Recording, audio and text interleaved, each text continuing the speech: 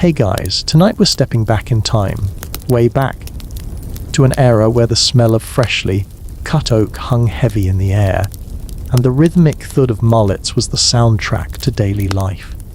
You're about to discover a world where a simple piece of wood, expertly shaped, could mean the difference between a sturdy home and a pile of splinters after the first stiff breeze. Imagine yourself in a bustling 15th century workshop, sawdust clinging to your woolen tunic, the scent of pine resin sharp in your nostrils.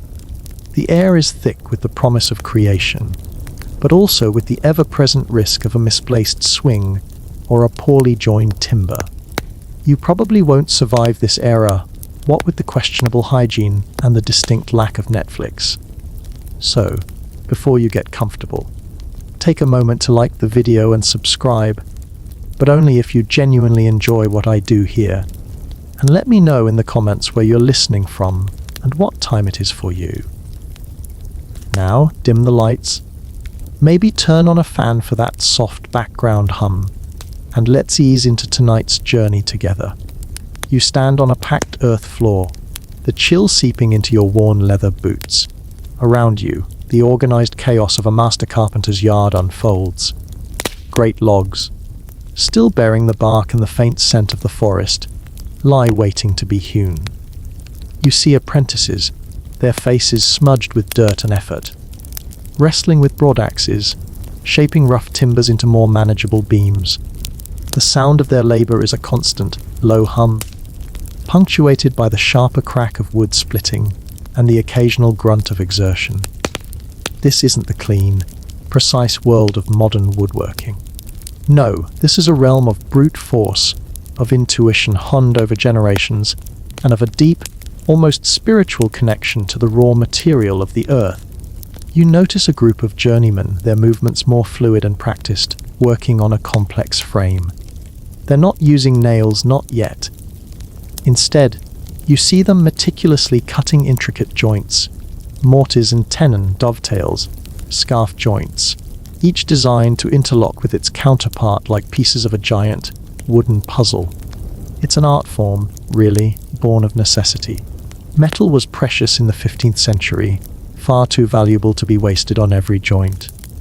Iron was for swords, for armor, for the vital tools of the trade.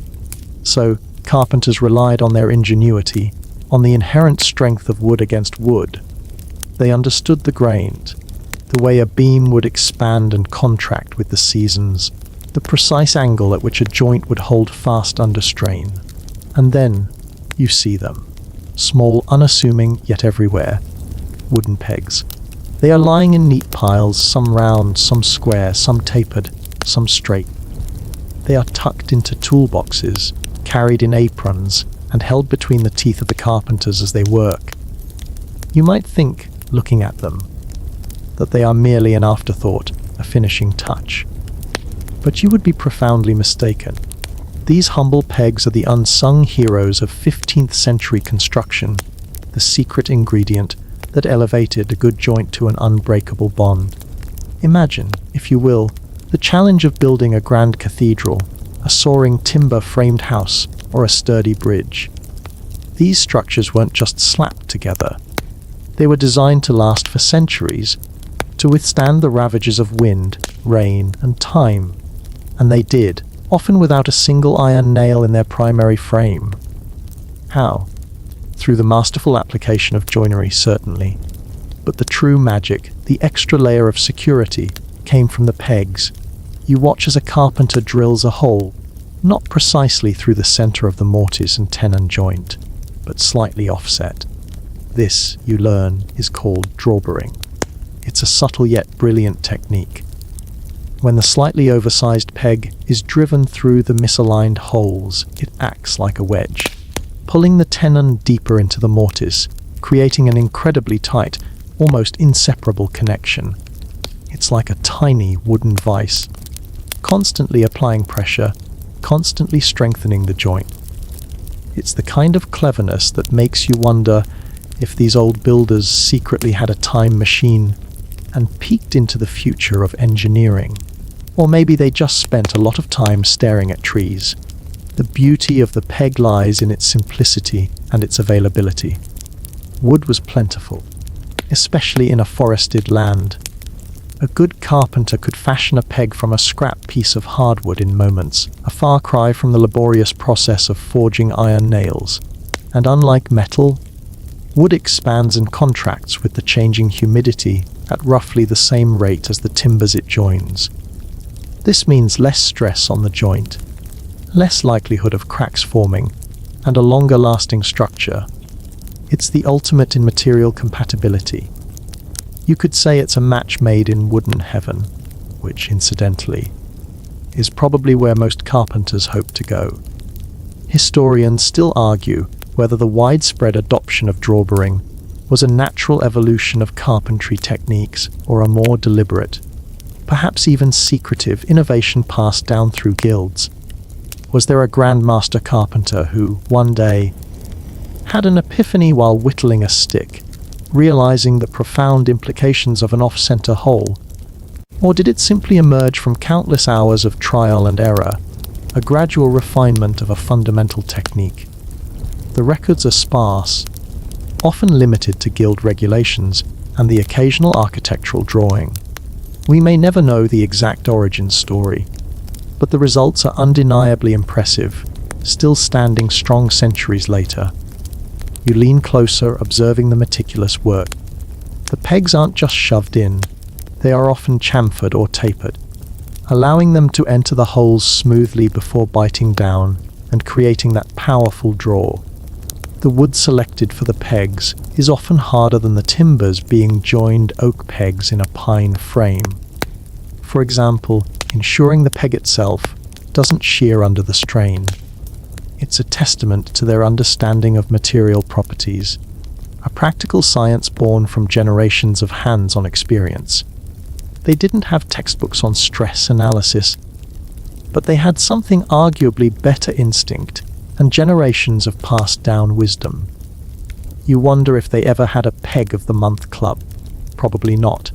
Too busy, building cathedrals.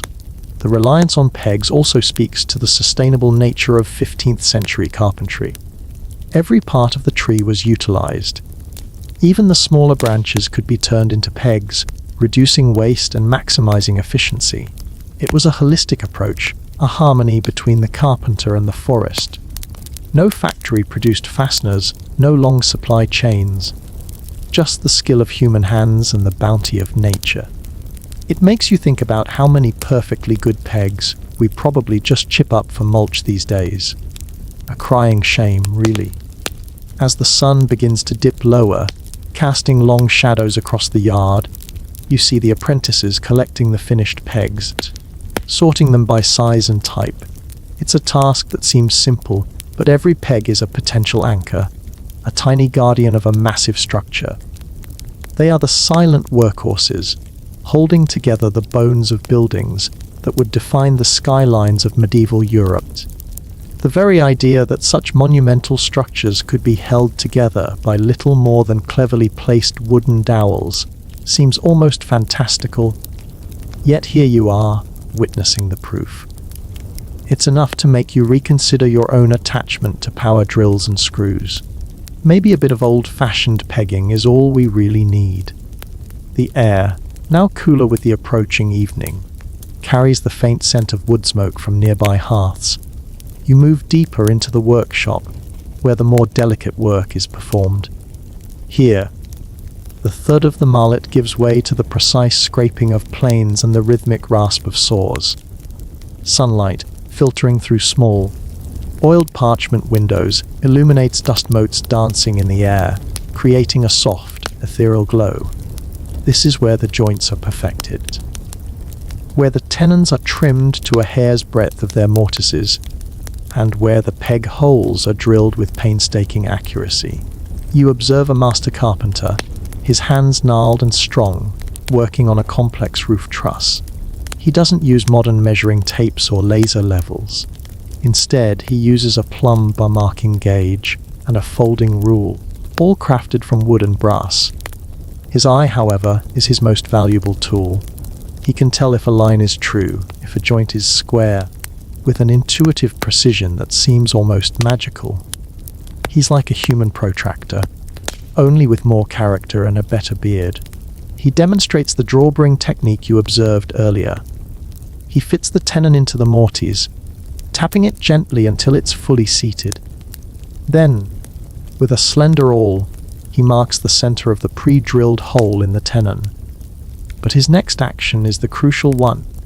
He shifts the awl ever so slightly off-center before marking the corresponding hole in the mortise. It's a movement so subtle, you might miss it if you weren't watching closely. He then separates the pieces, and with a specialized auger, drills the holes in both the tenon and the mortise. The holes are slightly smaller than the pegs he's about to use, ensuring a tight fit. When he reassembles the joint, the holes don't perfectly align. You can see the slight offset, perhaps a 1/16 of an inch. He selects a sturdy oak peg, tapers one end, and with a series of deliberate, ringing blows from his mallet, drives it through the misaligned holes. You hear the wood groan faintly, a soft sigh of tension, as the peg forces the tenon deeper into the mortise. The joint tightens visibly, becoming a single monolithic unit. It's an elegant solution, born of centuries of practical knowledge, making a simple peg into a powerful mechanical fastener. It's like giving the joint a permanent, unyielding hug. One mainstream historical fact about 15th century carpentry is the profound influence of the master-apprentice system. Knowledge wasn't disseminated through books or formal schools. It was passed down directly, from master to apprentice. Through years of hands-on training and observation, an apprentice would start by sweeping floors, fetching tools, and learning to recognize different types of wood. Gradually, they would progress to more skilled tasks, eventually becoming a journeyman, traveling from workshop to gain experience. This system ensured that the highly specialized skills, like drawbring, were preserved and refined over generations. It was truly a living tradition, breathed in with the sawdust and sweat of daily labor. A quirky tidbit about this era is that carpenters were often also architects. They didn't just build from plans. They created the plans, often in their heads or sketched roughly, on a piece of timber with charcoal. Imagine designing a complex roof structure for a cathedral entirely in your mind, factoring in the weight of the tiles, the force of the wind, and the inevitable shrinkage of the wood. It truly demanded an incredible spatial awareness and a deep understanding of structural mechanics. They were the original design-build firms, only without the fancy corporate logos, and probably with more splinters. Historians still debate the extent to which astrological beliefs influenced medieval construction. Some scholars suggest that the timing of felling trees, the laying of foundations, and even the orientation of buildings might have been guided by astrological charts, believed to imbue the structure with good fortune or protection. Others dismiss this as folk superstition, arguing that practical considerations like weather, available labor, and material availability were far more dominant. Was the master carpenter consulting his star chart before cutting the first joint? Or was he simply checking the weather to see if it was going to rain on his parade? It's a fascinating mystery, buried in the dust of centuries. You can almost hear the old master muttering, "Mercury is in retrograde. Better not try that new joint today." You can't help but be impressed by the efficiency of it all. No complex machinery, no reliance on external power sources. Just human strength, ingenious design, and the clever application of natural materials. The raw materials were local, the labor was skilled and integrated into the community, and the final product was remarkably durable. Compare that to the global supply chains and energy consumption of modern construction. It makes you wonder if we've lost something in our relentless pursuit of speed and automation. Maybe the best way to build something is to simply ask a tree for permission, then put a few pegs in it. The very concept of a tight fit in 15th century carpentry was different. It wasn't about being absolutely perfect, but about being strong and adaptable. Wood, after all, is a living material constantly reacting to its environment. A joint that was too rigid, too unyielding might crack or warp over time.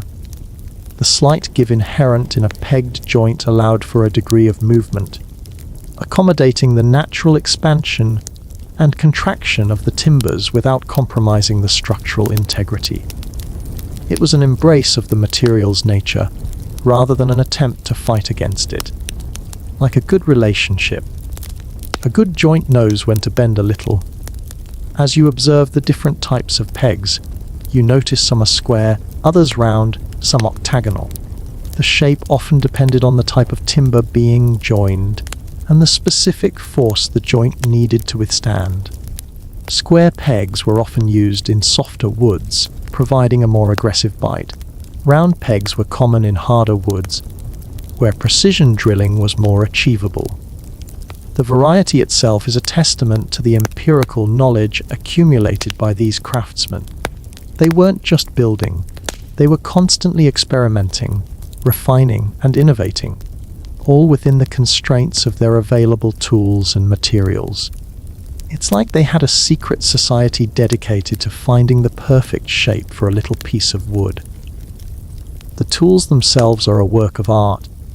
Chisels with beautifully crafted handles, planes made from dense hardwoods, and mullets that fit perfectly into the hand. Each tool was an extension of the carpenter's will, a finely tuned instrument for shaping and joining wood. They weren't mass-produced. They were often made by the carpenters themselves or by specialized toolmakers, passed down from generation to generation, each one carrying the marks of countless hours of labor. You can almost feel the echoes of those hands, gripping the smooth wood, shaping the raw timber. You probably wouldn't want to borrow one without asking, though. These guys took their tools seriously. You realize that the pegs weren't just about strength. They were also about repairability. If a joint did eventually weaken or fail, it was often possible to replace a damaged peg without dismantling the entire structure. This modularity was a significant advantage in an era where buildings were expected to last for centuries. It allowed for maintenance and longevity, a practical consideration often overlooked in the pursuit of modern, disposable construction. It's a bit like having a reset button for your entire house. Handy, right? The pride these carpenters took in their work is almost palpable. You see it in the care with which they select their timbers, in the precision of their cuts, and in the satisfaction on their faces as a complex joint comes together perfectly. Their legacy isn't just in the buildings that still stand today, but in the enduring principles of craftsmanship and the intelligent use of natural materials. They were more than just builders.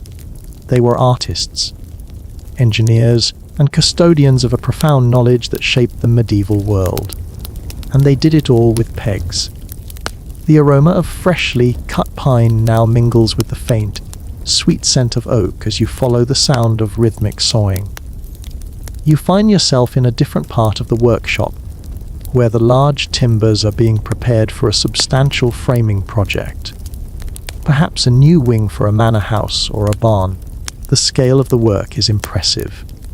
Beams of truly enormous dimensions are being shaped, their surfaces smoothed by the broad strokes of adzes and the precise cuts of felling axes. You feel a tremor in the ground as a particularly large beam is shifted, the sheer weight of it an impressive testament to the forest's bounty.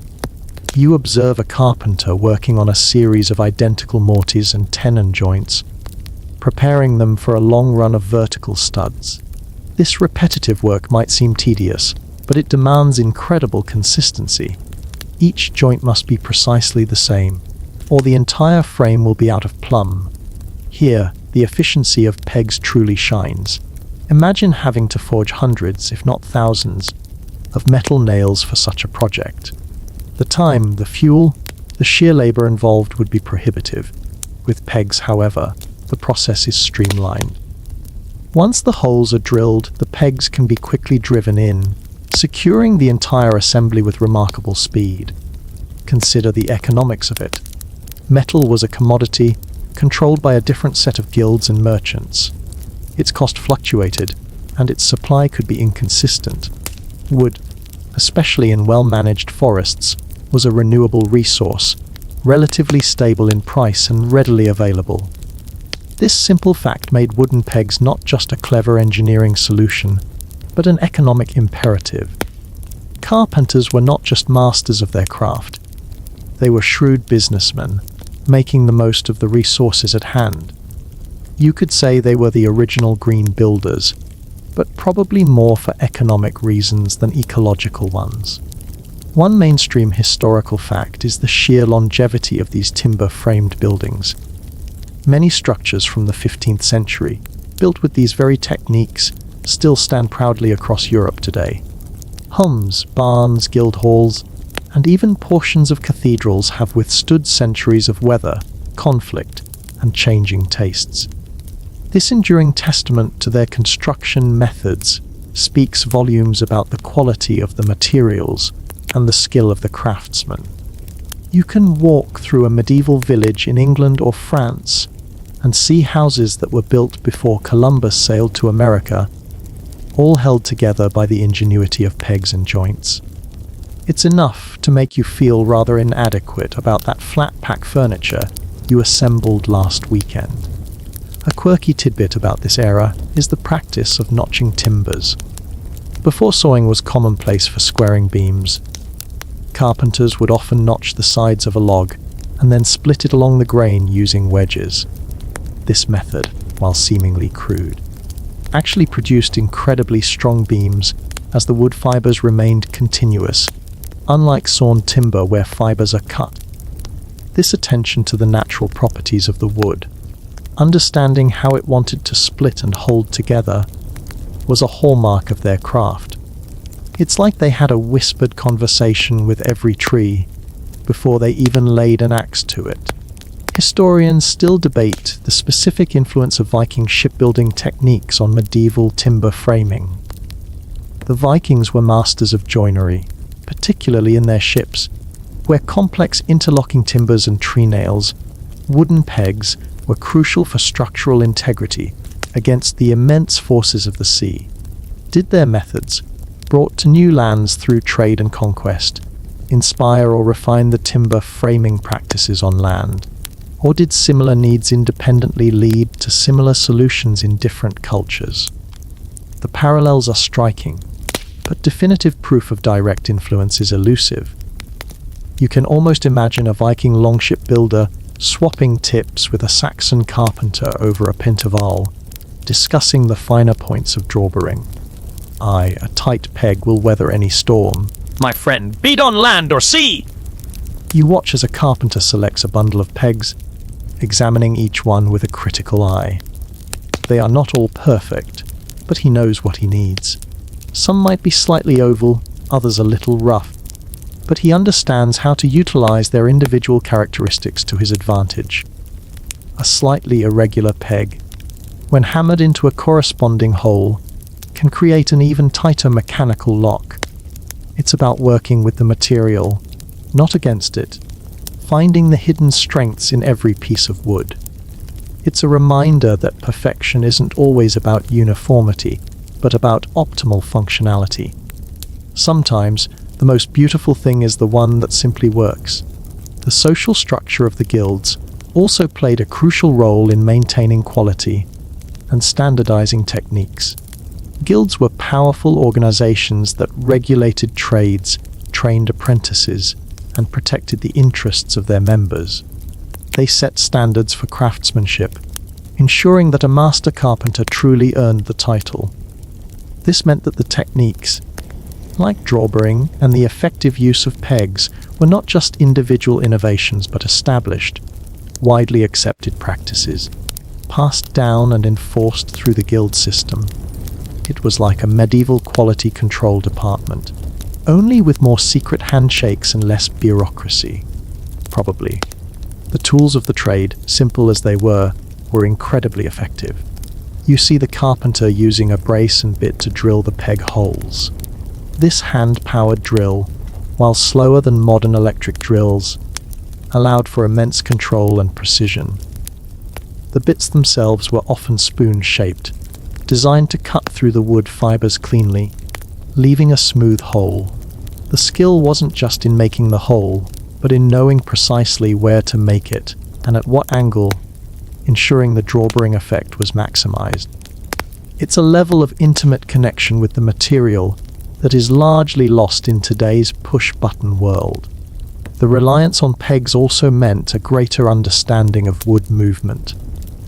Carpenters knew that wood would shrink and swell with changes in humidity. They designed their joints and used their pegs in ways that accommodated this natural behavior, rather than fighting it. This often involved leaving a small gap or shrinkage allowance in certain parts of the joint, knowing that the wood would eventually close it up as it seasoned. It was a dynamic approach to construction, embracing the living nature of their primary material. They built buildings that breathe with the seasons, unlike modern houses which often just, well, sit there. You imagine the satisfaction a carpenter must have felt when a complex frame, assembled with thousands of painstakingly cut joints and precisely driven pegs, finally stood tall and true. It wasn't just a structure. It was a testament to their skill, their patience, and their deep respect for the materials they worked with. Every peg was a small act of faith, a silent promise that the building would endure. It's a type of pride that goes beyond monetary reward, a feeling of having contributed something solid and lasting to the world, and probably a lot of tired muscles. As the daylight fades, the workshop begins to quiet. The sounds of hammering and sawing give way to the gentle murmur of conversation as the carpenters pack away their tools. The air, though still carrying the faint scent of wood, feels calmer, the day's labor giving way to the anticipation of rest. You realize that in this quiet, dimly lit space, a profound understanding of wood and the humble peg was cultivated. Shaping the very landscape of medieval life, a new day dawns, bringing with it a crisp chill and the promise of more labor. You find yourself outside, observing the beginning stages of a large timber-framed building. The ground is marked with lines, indicating the precise layout of the foundation. Around these lines, large, rough-hewn timbers are being laid out, ready to be joined into the base frame. This is where the true scale of 15th century construction becomes evident. These aren't small, delicate pieces. They are massive timbers, often weighing hundreds of pounds, requiring multiple men to maneuver. You watch as carpenters begin to scribe the joints.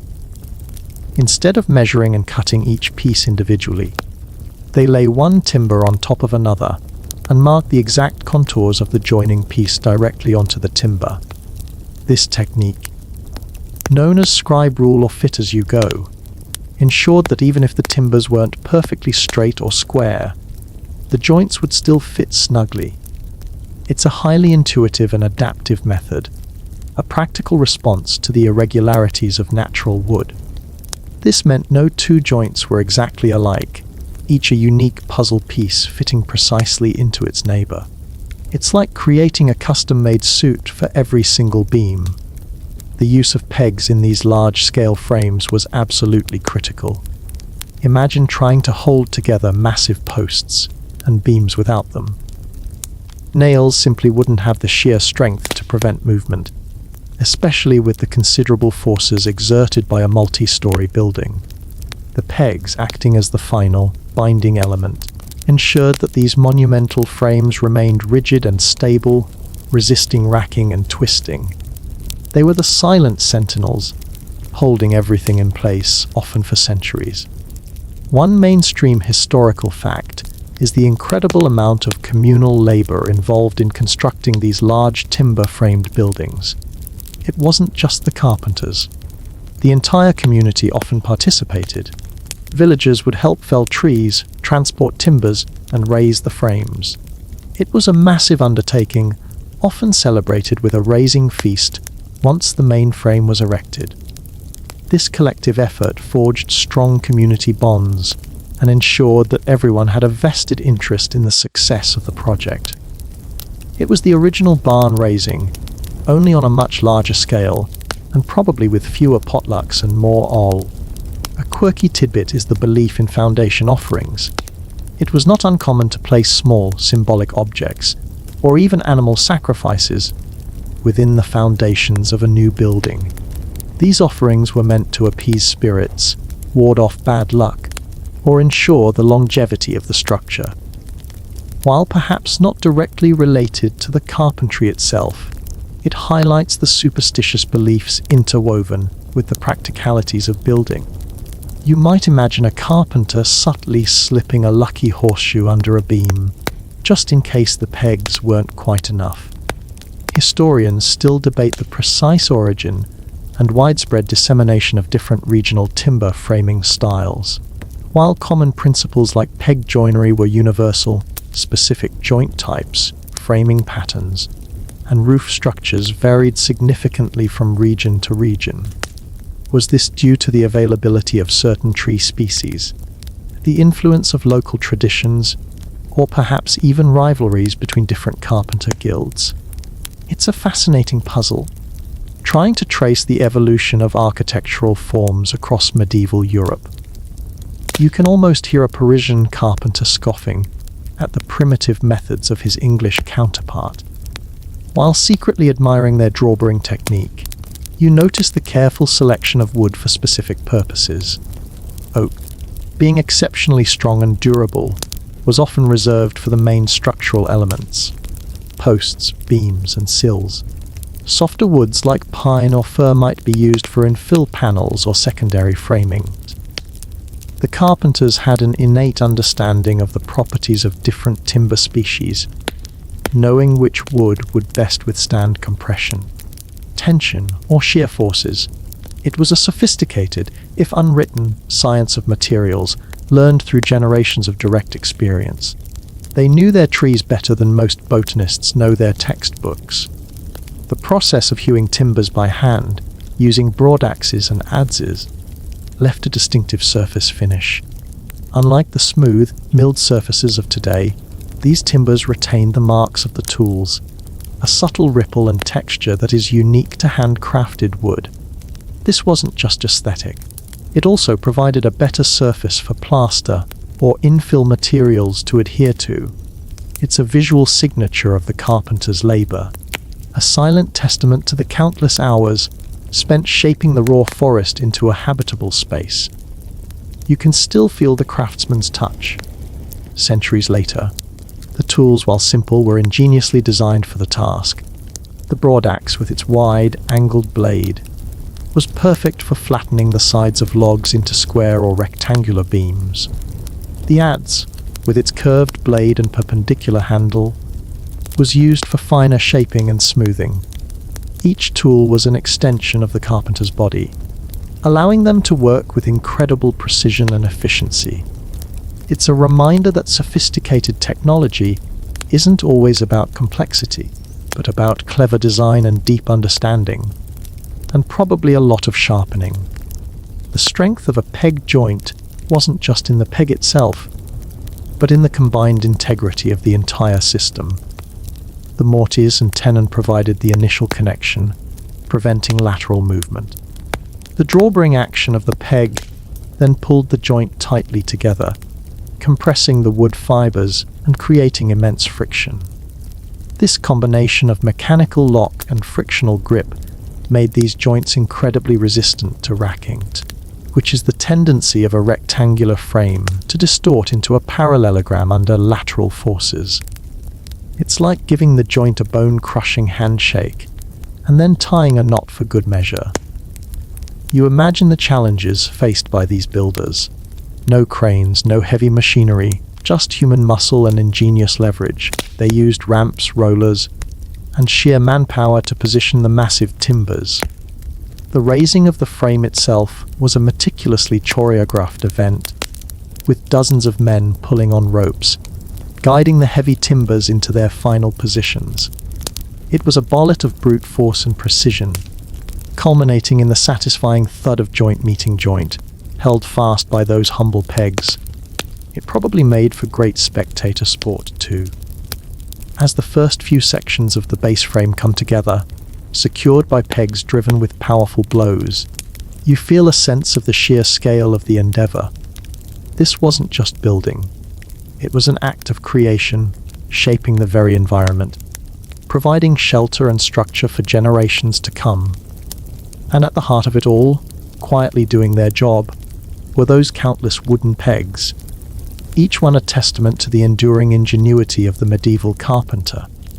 They are the true backbone, the unsung heroes of history. The morning air carries the crisp scent of pine and the faint, metallic tang of sweat. You move closer to the rising frame, where the main posts are being hoisted into position. This is the moment of truth for the base frame, which, once secured to the foundation, will serve as the rigid platform for the entire structure. The precision of the previous day's work, the careful scribing and cutting of the joints, is now being put to the ultimate test. You watch as a team of strong men, using ropes and simple wooden levers, slowly, painstakingly, raise a massive vertical post. As the post settles into its mortises on the sill beam, you hear the satisfying thud of wood on wood. Immediately, carpenters move in, driving pegs into the pre-drilled holes. Each blow of the mallet sends a small vibration through the ground, a rhythm of construction that has echoed for centuries. These pegs are not just preventing the post from lifting. They are pulling it firmly into the mortise, creating a connection that will resist the lateral forces of wind and gravity. It's a surprisingly graceful dance of heavy timbers and precise joinery. The importance of the 15th century carpenter's role extended beyond just building houses. They were essential to the infrastructure of medieval society. They built bridges, watermills, windlasses, and siege engines. Their skills were vital for defense, for commerce, and for daily life. A good carpenter was a valuable asset, often employed by lords, monasteries, or wealthy merchants. Their expertise was in constant demand, making them indispensable members of the community. They were the engineers, the architects, and the structural specialists all rolled into one, and probably good at fixing leaky roofs. One mainstream historical fact is the significant role of master carpenters in the design and construction of churches and cathedrals. While stonemasons often built the walls and vaults, the intricate timber roofs, capable of spanning vast distances and supporting heavy loads, were the domain of the carpenters. These roofs were engineering marvels, complex webs of interconnected timbers that could withstand immense stresses. The fact that many of these roofs still stand today is a testament to the advanced understanding of statics and structural design possessed by these medieval craftsmen. They were literally building heavens on earth, one timber at a time. A quirky tidbit concerns the tradition of carpenters' marks. Before assembling a frame, each timber was often marked with Roman numerals or other symbols. These marks indicated the precise position of each piece within the overall structure, ensuring that everything fit together correctly during the final assembly. It was an early form of prefabrication, allowing components to be prepared off-site and then quickly assembled on location. It's like they had a secret code, except it was just for putting a house together.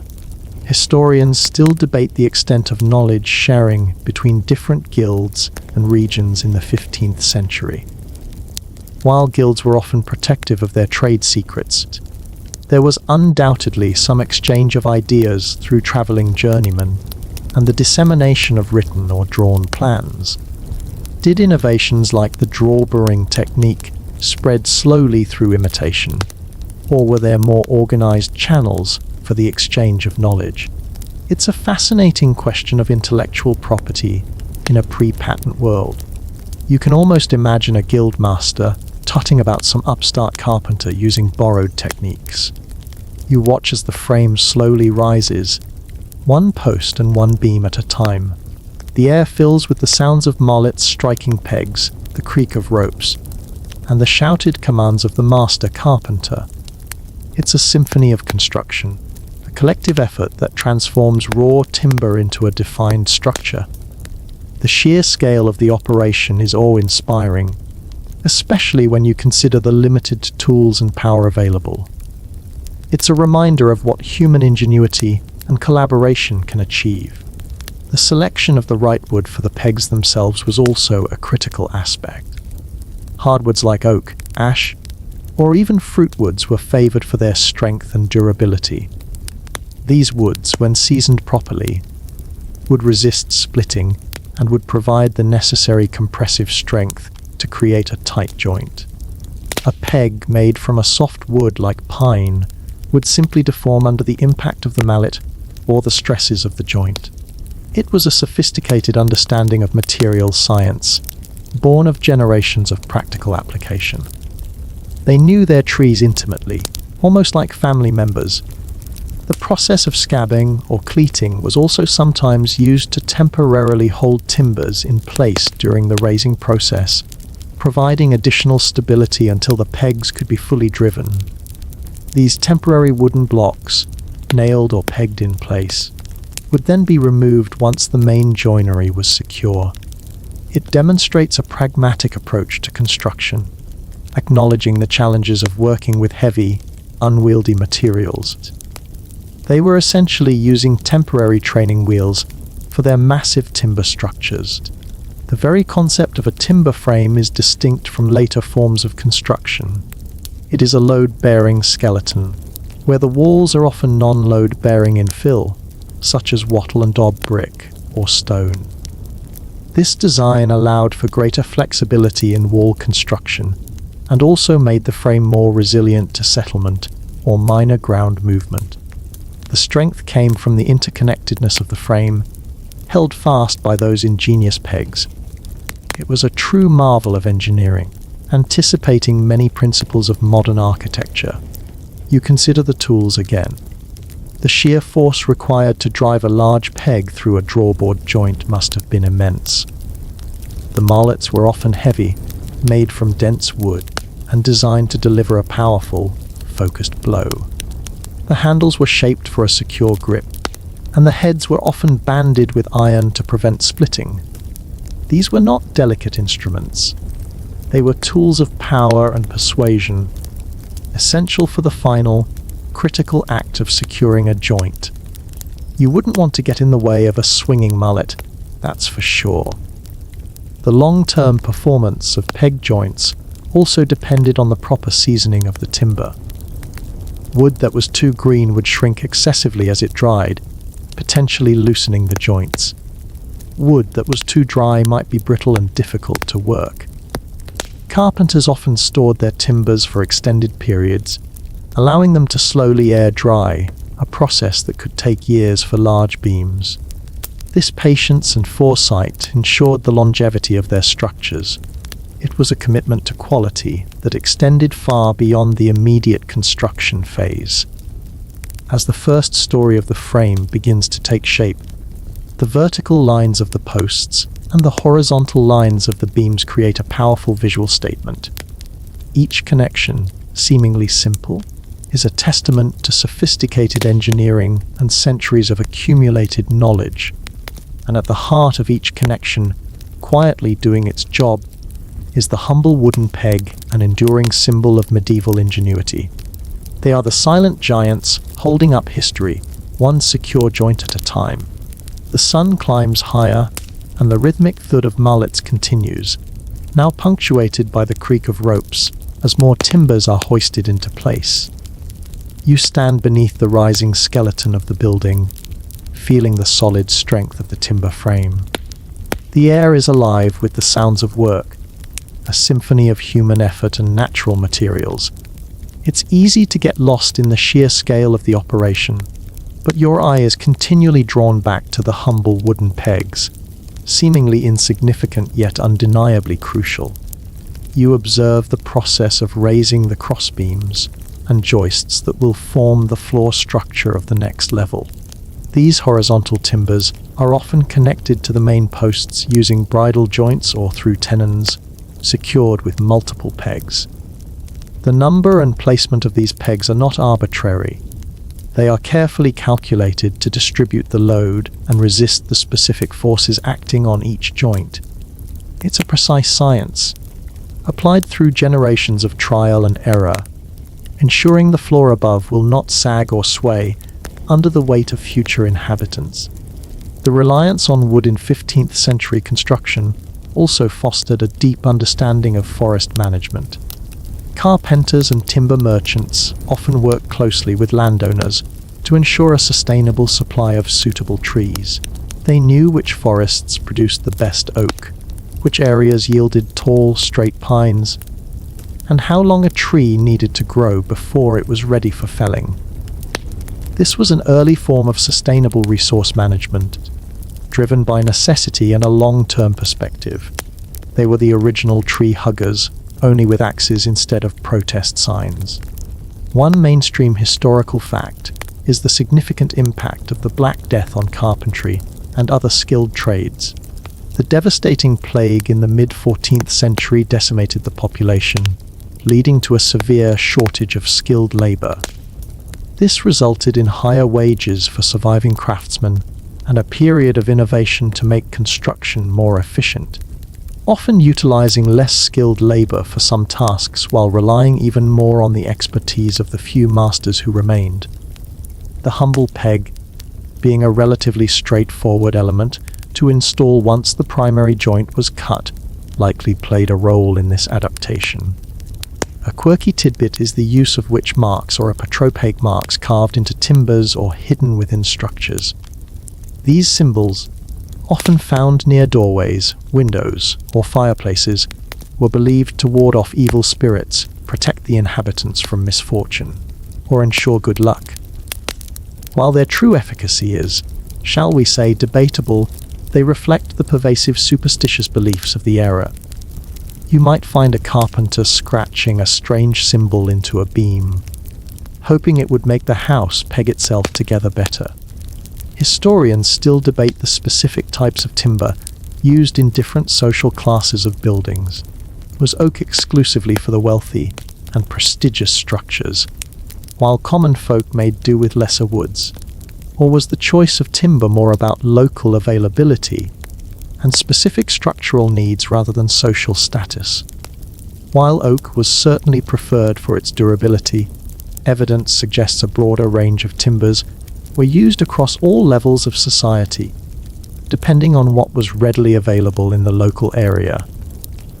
It's a subtle distinction, but it speaks to the pragmatism of medieval builders. You notice a master carpenter supervising the placement of a particularly long beam. He carries a small wooden square and a chalk line, occasionally making adjustments to the position of the temporary bracing. His keen eye is constantly assessing the plumb and level of the frame, ensuring that each new addition integrates perfectly with the existing structure. He doesn't rely on instruments alone. His body, his experience, and his intuition are his primary tools. He's a living, breathing blueprint. The pegs weren't just driven straight through. Sometimes, particularly in large, complex joints, they would be fox-wedged. This involved cutting a small slot in the end of the tenon before assembly. Once the tenon was inserted into the mortise and the peg driven through, small wooden wedges would then be driven into the end of the peg itself, expanding it within the joint and creating an even tighter, more secure lock. It was an extra layer of ingenuity, an assurance that the joint would never come apart. It's like putting a tiny, wooden explosion inside the joint to make it stronger. The sheer strength of a properly drawboard and peg joint is astonishing. Modern tests have shown that these joints can often withstand forces comparable to, or even exceeding, those of bolted or nailed connections, especially when subjected to racking forces. The beauty lies in the way the wood fibers are compressed and interlocked, creating a bond that distributes stress efficiently. It's a testament to the fact that sometimes The simplest solutions are the most robust. The aesthetic impact of exposed timber frames, held together by visible pegs, was also a significant aspect of medieval architecture. The honesty of the construction, the visible expression of how the building was put together, became a hallmark of the style. The joints, often beautifully crafted, were not hidden away but celebrated as integral parts of the design. The pegs, far from being unsightly, were often seen as marks of quality and craftsmanship. It's like leaving the engine exposed on a classic car. It's part of the beauty. The process of scarfing allowed carpenters to join shorter timbers together to create longer ones, often necessary for large spans in roof ridges or long sill beams. These scarf joints were complex, often interlocking with multiple wedges and pegs to ensure continuity and strength. It was a sophisticated method of maximizing the use of available timber resources, preventing waste, and allowing for the creation of structures that would otherwise be impossible with single, naturally occurring timbers. They were masters of timber origami, if you will. As the day progresses, the skeletal form of the building grows taller, casting longer shadows across the ground. Each successfully joined timber, each firmly driven peg, represents another step towards the realization of a grand vision. The air is thick with the promise of shelter, of community, of centuries of stories yet to unfold within these wooden walls. And at the heart of it all, silently doing their timeless work, are the humble wooden pegs holding history together. The afternoon sun glints off the fresh-cut surfaces of the timbers, highlighting the intricate patterns of the grain. You notice the care with which the master carpenter examines each piece before it is integrated into the growing frame. His hands, calloused and strong, seem to instinctively know the quality of the wood, its weight, its resilience, its hidden flaws. This deep sensory connection to their material was paramount in an age without standardized timber grading or scientific material analysis. You watch as a particularly complex joint, perhaps a joggle or a tusk tenon, is prepared. These joints are designed to resist specific forces, often a combination of compression and shear, and require exceptionally precise cutting. Once the timbers are carefully aligned, the familiar ritual of drilling and pegging begins. The pegs, in these critical connections, are often larger and more numerous, reinforcing the joint's integrity. It's a reminder that even the strongest joints need a little help from their friends, the pegs. One mainstream historical fact is the evolution of timber framing techniques in response to increasing structural demands. As buildings grew taller and spanned wider, carpenters developed more sophisticated joint types and bracing systems to ensure stability. The use of girts, braces, and purlins, all interconnected with peg joints, created a robust, three-dimensional truss system that distributed loads efficiently throughout the entire frame. It was a continuous process of innovation, driven by the ambition of medieval patrons and the ingenuity of their builders. A quirky tidbit often overlooked is the role of timber in damp proofing. In some regions, the base timbers, or sills, were made of particularly rot-resistant woods like oak, and often placed on stone plinths to keep them off the damp ground.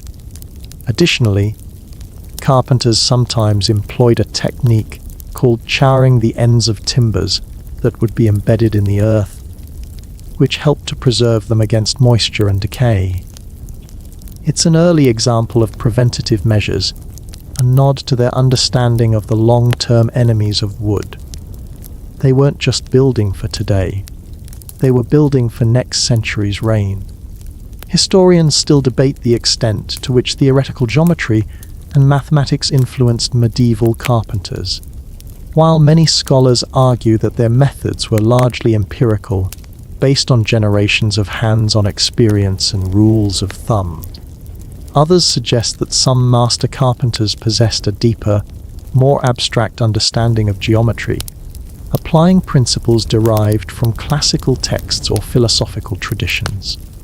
Was the master carpenter calculating stress loads with theorems, or just knowing what felt right from years of trial and error? The truth probably lies somewhere in the middle, a blend of instinct and informal education. You notice the tools again, not just the mallets and chisels, but the layout tools. The compass, often made of brass and wood, was used for scribing curves and laying out intricate joinery. The straight edge, meticulously planed, ensured true lines. These tools, though simple, were the foundation of precision, allowing the carpenters to translate complex designs onto raw timber. They were the original caddy systems, only with more splinters and less crashing. The use of green wood in some instances was not always a flaw. For certain joints, especially those that relied on shrinkage to tighten, a slightly greener peg or tenon could be beneficial. As the wood dried and shrank, it would pull the joint even tighter, creating an almost vacuum-sealed connection. This deliberate use of wood movement, rather than fighting against it, speaks to a profound understanding of their material. It's like knowing your wood well enough to anticipate its mood swings. The pegs were also surprisingly important for structural repair. In older buildings, if a timber was damaged by rot or insect infestation, sections could often be cut out and replaced with new timbers, using the same pegged joinery techniques. This allowed for the continuous maintenance and preservation of buildings over centuries, demonstrating the inherent repairability of timber-framed structures. It's a concept that feels foreign in our modern, often disposable world. They built buildings that could be mended, not just torn down. The social significance of the carpenter's craft was immense. Master carpenters were often highly respected members of the community, capable of creating not just homes, but also symbols of wealth, power, and religious devotion. Their skills were seen as a gift, passed down through a disciplined and rigorous apprenticeship. This elevated their status beyond mere laborers. They were true artisans and engineers, contributing profoundly to the fabric of society.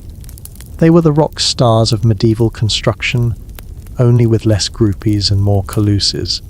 You can practically feel the collective knowledge embedded in the tools, the techniques, and the very air of the workshop. Each cut, each joint, each precisely driven peg is a whisper from generations of carpenters who came before, a continuation of a living tradition. The knowledge wasn't just in books, it was in the muscle memory, the intuitive understanding, and the shared experience of countless hours spent shaping wood. The timber frame, now largely complete on the first story, stands as a testament to this enduring wisdom. It's not just a collection of beams and posts, it's a carefully orchestrated system, where each component plays a vital role in the overall integrity of the structure. And the pegs, those unassuming wooden dowels, are the crucial connectors, the silent binders that hold it all together. They are the humble heroes, ensuring that the work of human hands can stand against the test of time. As the sun begins its descent, casting long, golden light through the growing frame, you feel a deep appreciation for the ingenuity of these medieval builders. Their methods, while seemingly primitive by modern standards, were remarkably sophisticated, efficient, and sustainable. And the wooden peg, simple yet profound, remains an enduring symbol of their mastery. The light inside the growing structure has softened, now diffused by the overhead timbers that will soon support the upper floors. The air, though still carrying the scent of cut wood, feels less harsh, more enclosed, as the building begins to define its internal spaces. You notice the rhythmic tapping of smaller mallets as carpenters begin to prepare the infill panels between the main timbers. While these aren't structural elements in the same way as the main frame, their attachment also relies on pegs and clever joinery. You watch a carpenter fitting horizontal rails between the main posts. These rails, often called studs or nogging, will form the framework for the wattle and daub walls. They are typically secured with simple mortise and tenon joints, often without the drawbering of the main frame, but still held in place by pegs. These lighter pegs, while less critical for structural integrity, still represent the widespread preference for wood-on-wood connections over more expensive or less available metal fasteners. One mainstream historical fact about medieval timber framing is the prevalence of regional styles, often dictated by local materials and traditions. In areas with abundant oak, you might see massive, closely spaced timbers. In regions with more willow and clay, wattle and daub infill was common. This adaptation to local resources was a hallmark of their sustainability and efficiency. It wasn't about importing materials from afar. It was about building with what the land provided. A quirky tidbit involves the practice of smoky rafters. In many medieval homes, particularly those without proper chimneys, smoke from the central hearth would simply rise and escape through gaps in the roof. Over time, the smoke would blacken the timbers, often preserving them from insect infestation and rot. While perhaps not the most pleasant living conditions, it was an effective, albeit accidental, method of timber treatment. You can imagine a medieval carpenter bragging about his naturally smoke-cured roof. Historians still debate the average lifespan of a 15th century carpenter. While the demanding physical labor, risks from tools, and lack of modern medicine might suggest a short life, the stability of a skilled trade and access to better food than most peasants could have offered some advantages.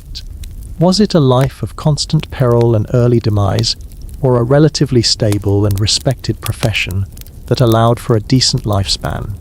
The answer likely varied greatly depending on individual circumstances and the prosperity of the region.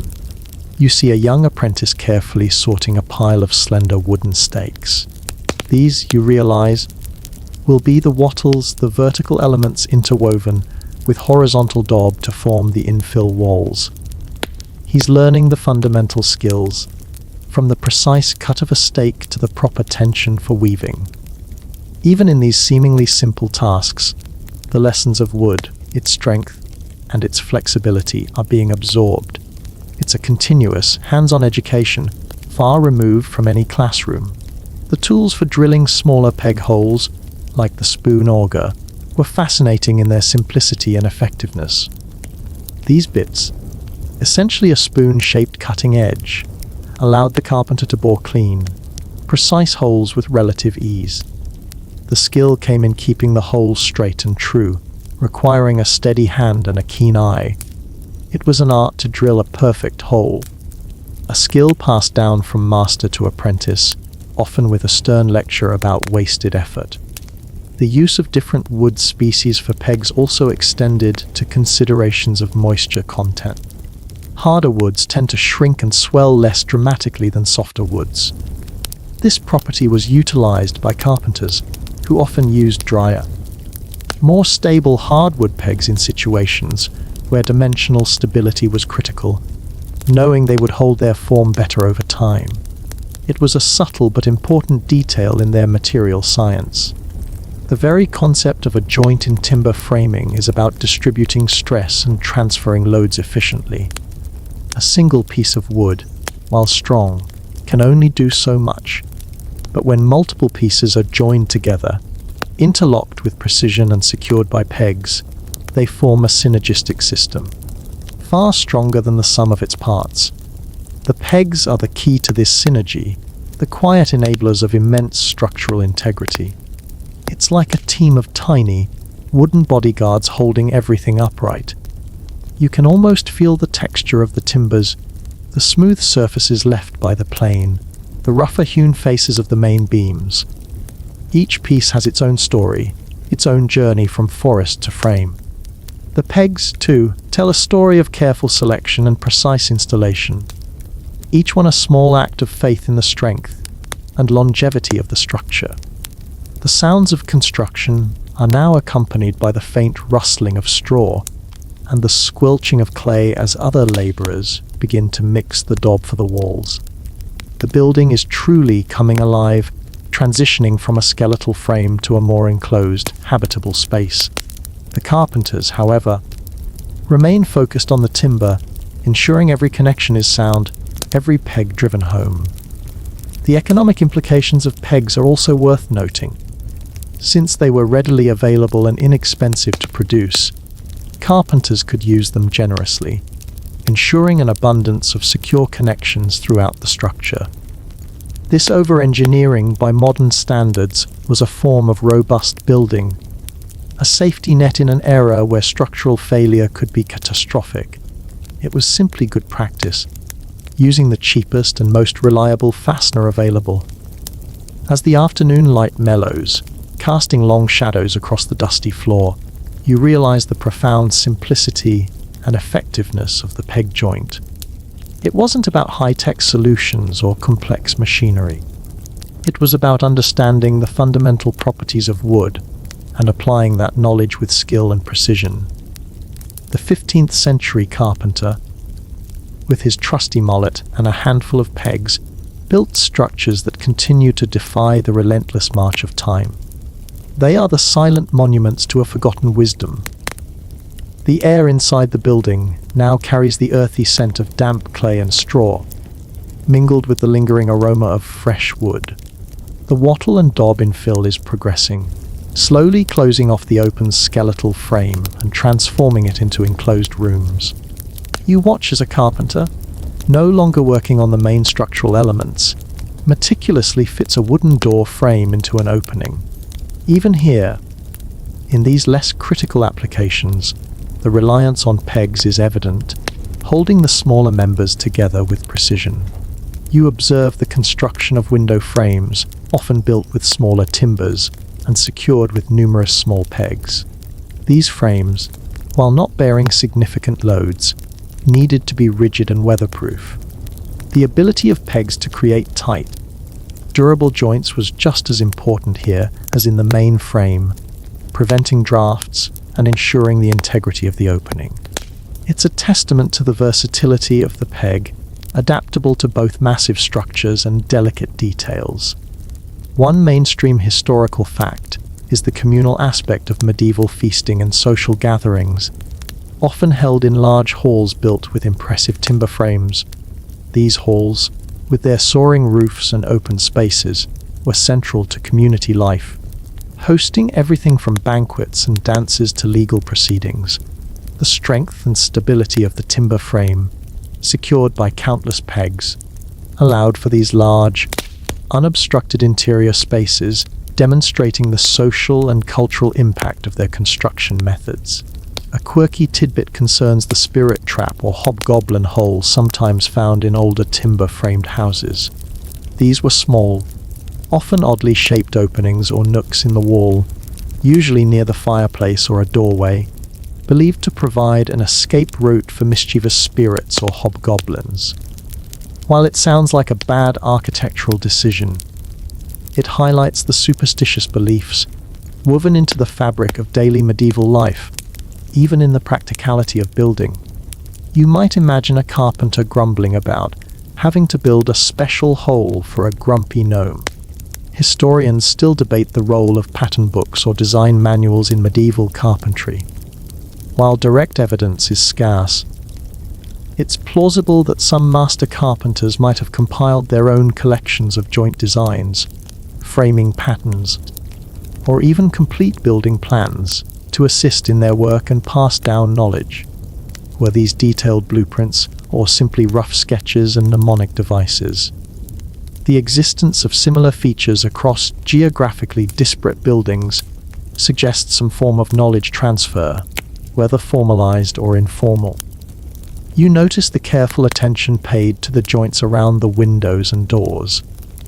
These areas were particularly vulnerable to water ingress and wear, so the carpenters took extra care to ensure tight fits and robust connections. The pegs here were critical, not just for structural integrity, but for weatherproofing, ensuring a draft-free and secure opening. It's a practical application of their knowledge, where even the smallest details contributed to the overall comfort and longevity of the building. The practice of using different wood species for pegs also had a practical side related to friction. A harder peg driven into a softer timber created a stronger frictional grip, as the harder peg would slightly compress and deform the softer wood around it.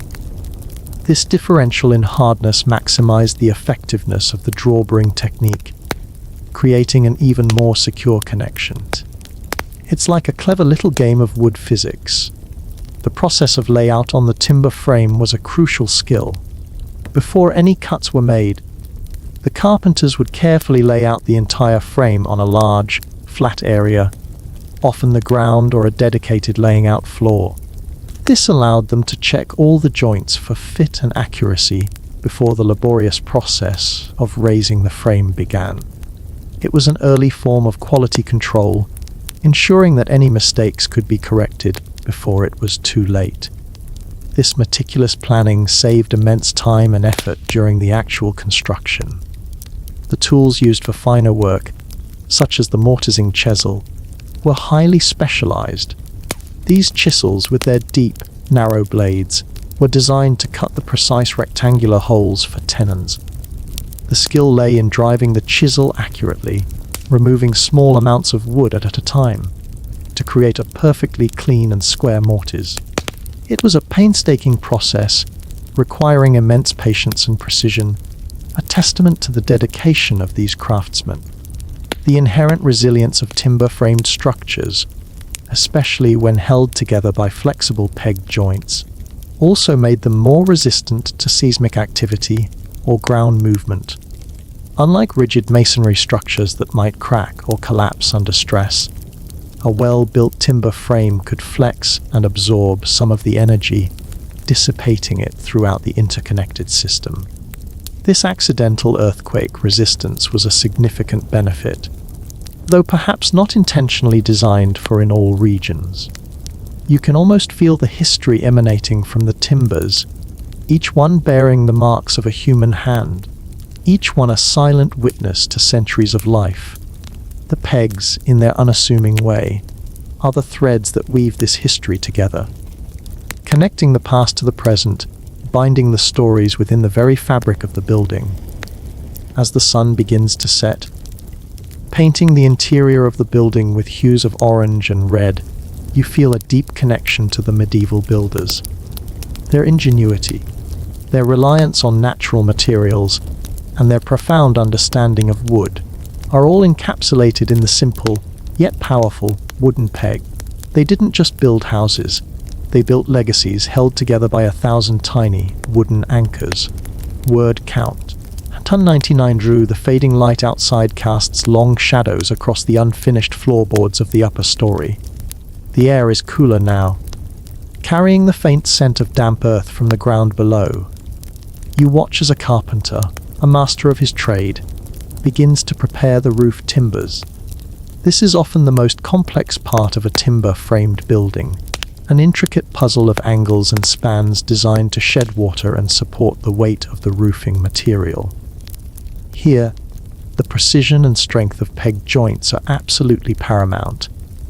You see him working on a king post truss, a common roof structure in the 15th century. The central king post, a vertical timber, supports the ridge beam and is connected to the principal rafters with robust mortise and tenon joints, secured with numerous pegs.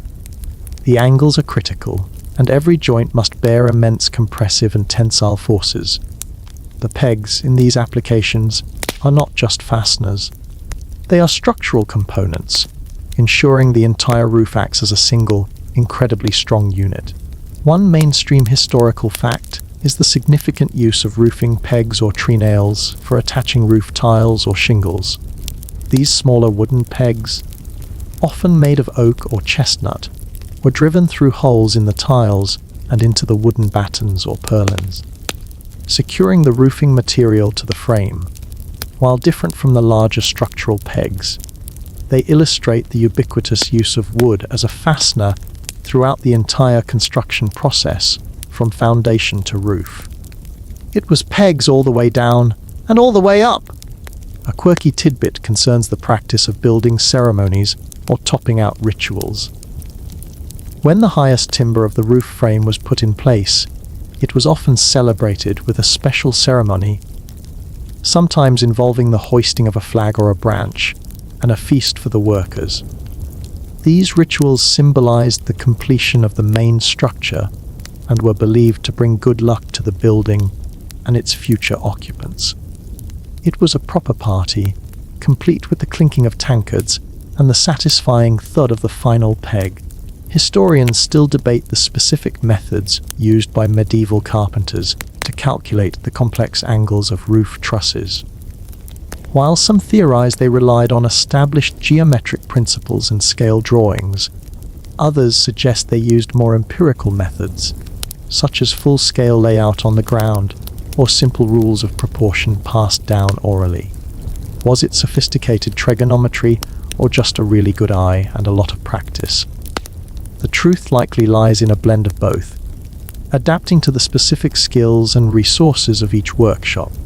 You observe the master carpenter using a bevel to mark the angles on the roof timbers. This simple tool, consisting of two arms joined by a pivot, allowed him to transfer and reproduce angles with accuracy. He didn't need a protractor. His eye and his skilled hands were enough to ensure the complex geometry of the roof would fit together perfectly. It's a testament to the elegance of simple tools when wielded by an expert. The selection of wood for roof timbers was often specific, favoring species that were straight-grained and resistant to bending, like oak or straight-grown pine. The inherent properties of the timber, combined with the strength of the peg joints, allowed for the creation of incredibly strong and long-lasting roof structures that could withstand the elements for centuries. They were literally building overhead protection that would outlast empires. The process of raising the roof frame was a particularly perilous operation. Heavy timbers had to be hoisted to significant heights, requiring immense coordination and strength. The temporary bracing ropes and sheer manpower involved were a testament to the collective effort and the trust the carpenters placed in each other's skills, and in the strength of those pegs, of course. The aesthetic of the exposed timber roof, with its intricate network of beams and purlins, was often a prominent feature of medieval interiors, especially in grand halls and churches. The visible joinery and the strong lines of the timbers created a sense of majesty and craftsmanship. The pegs, while functional, contributed to this aesthetic, adding a subtle rhythm and texture to the structural elements. It was like living inside a giant, beautifully crafted wooden sculpture. The longevity of these timber roofs, particularly in structures like cathedrals, is truly remarkable. They have survived fires, storms, and the ravages of time, often thanks to the resilience of their peg joints.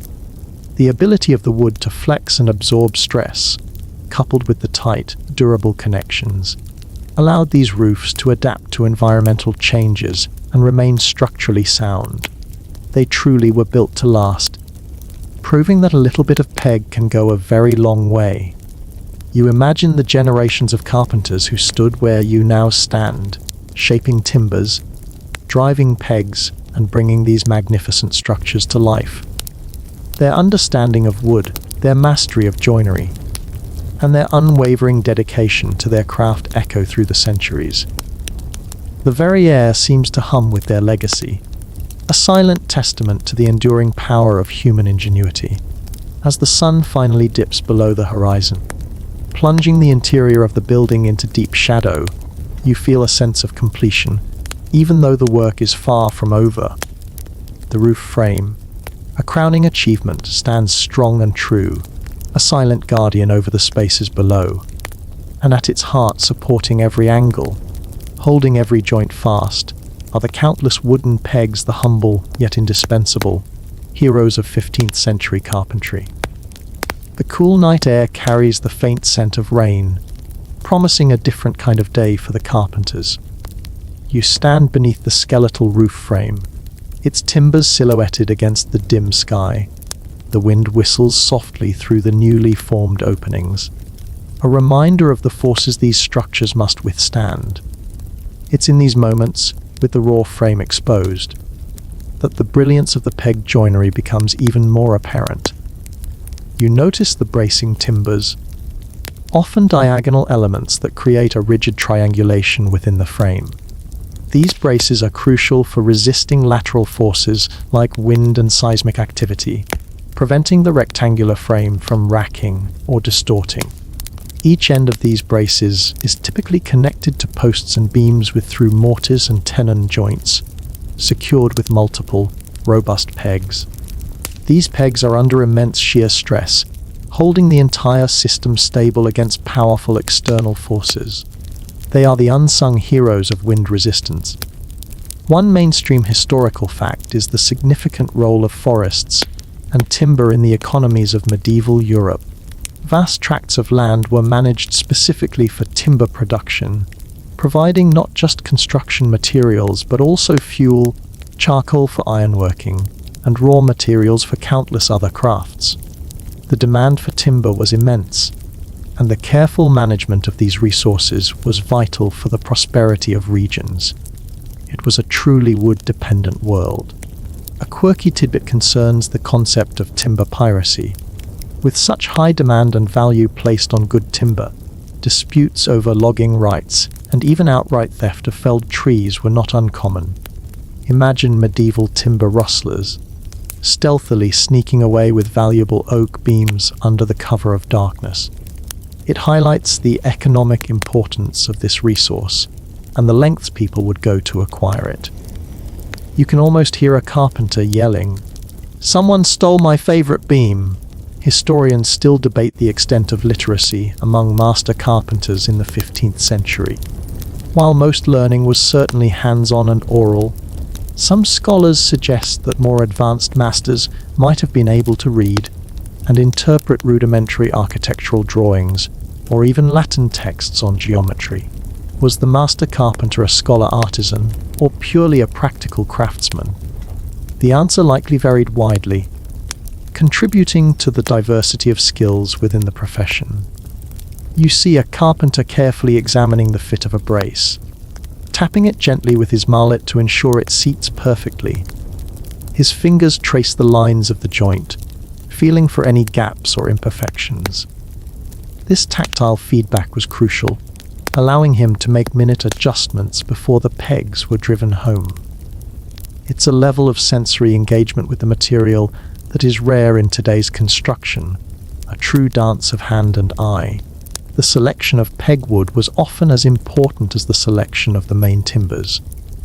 Oak, for example, is not only strong but also contains natural tannins that can act as a preservative, further enhancing the longevity of the joint.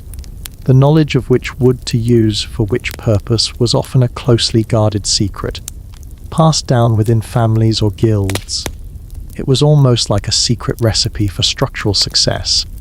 The tools used for mortising, such as the auger and chisel, were constantly sharpened to ensure clean, precise cuts. A dull tool would tear the wood fibers, weakening the joint.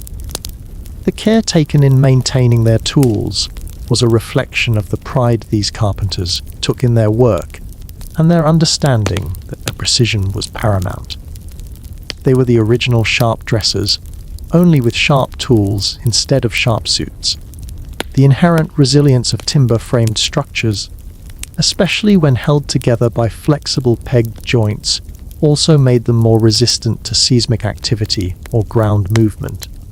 Unlike rigid masonry structures that might crack or collapse under stress, a well-built timber frame could flex and absorb some of the energy, dissipating it throughout the interconnected system.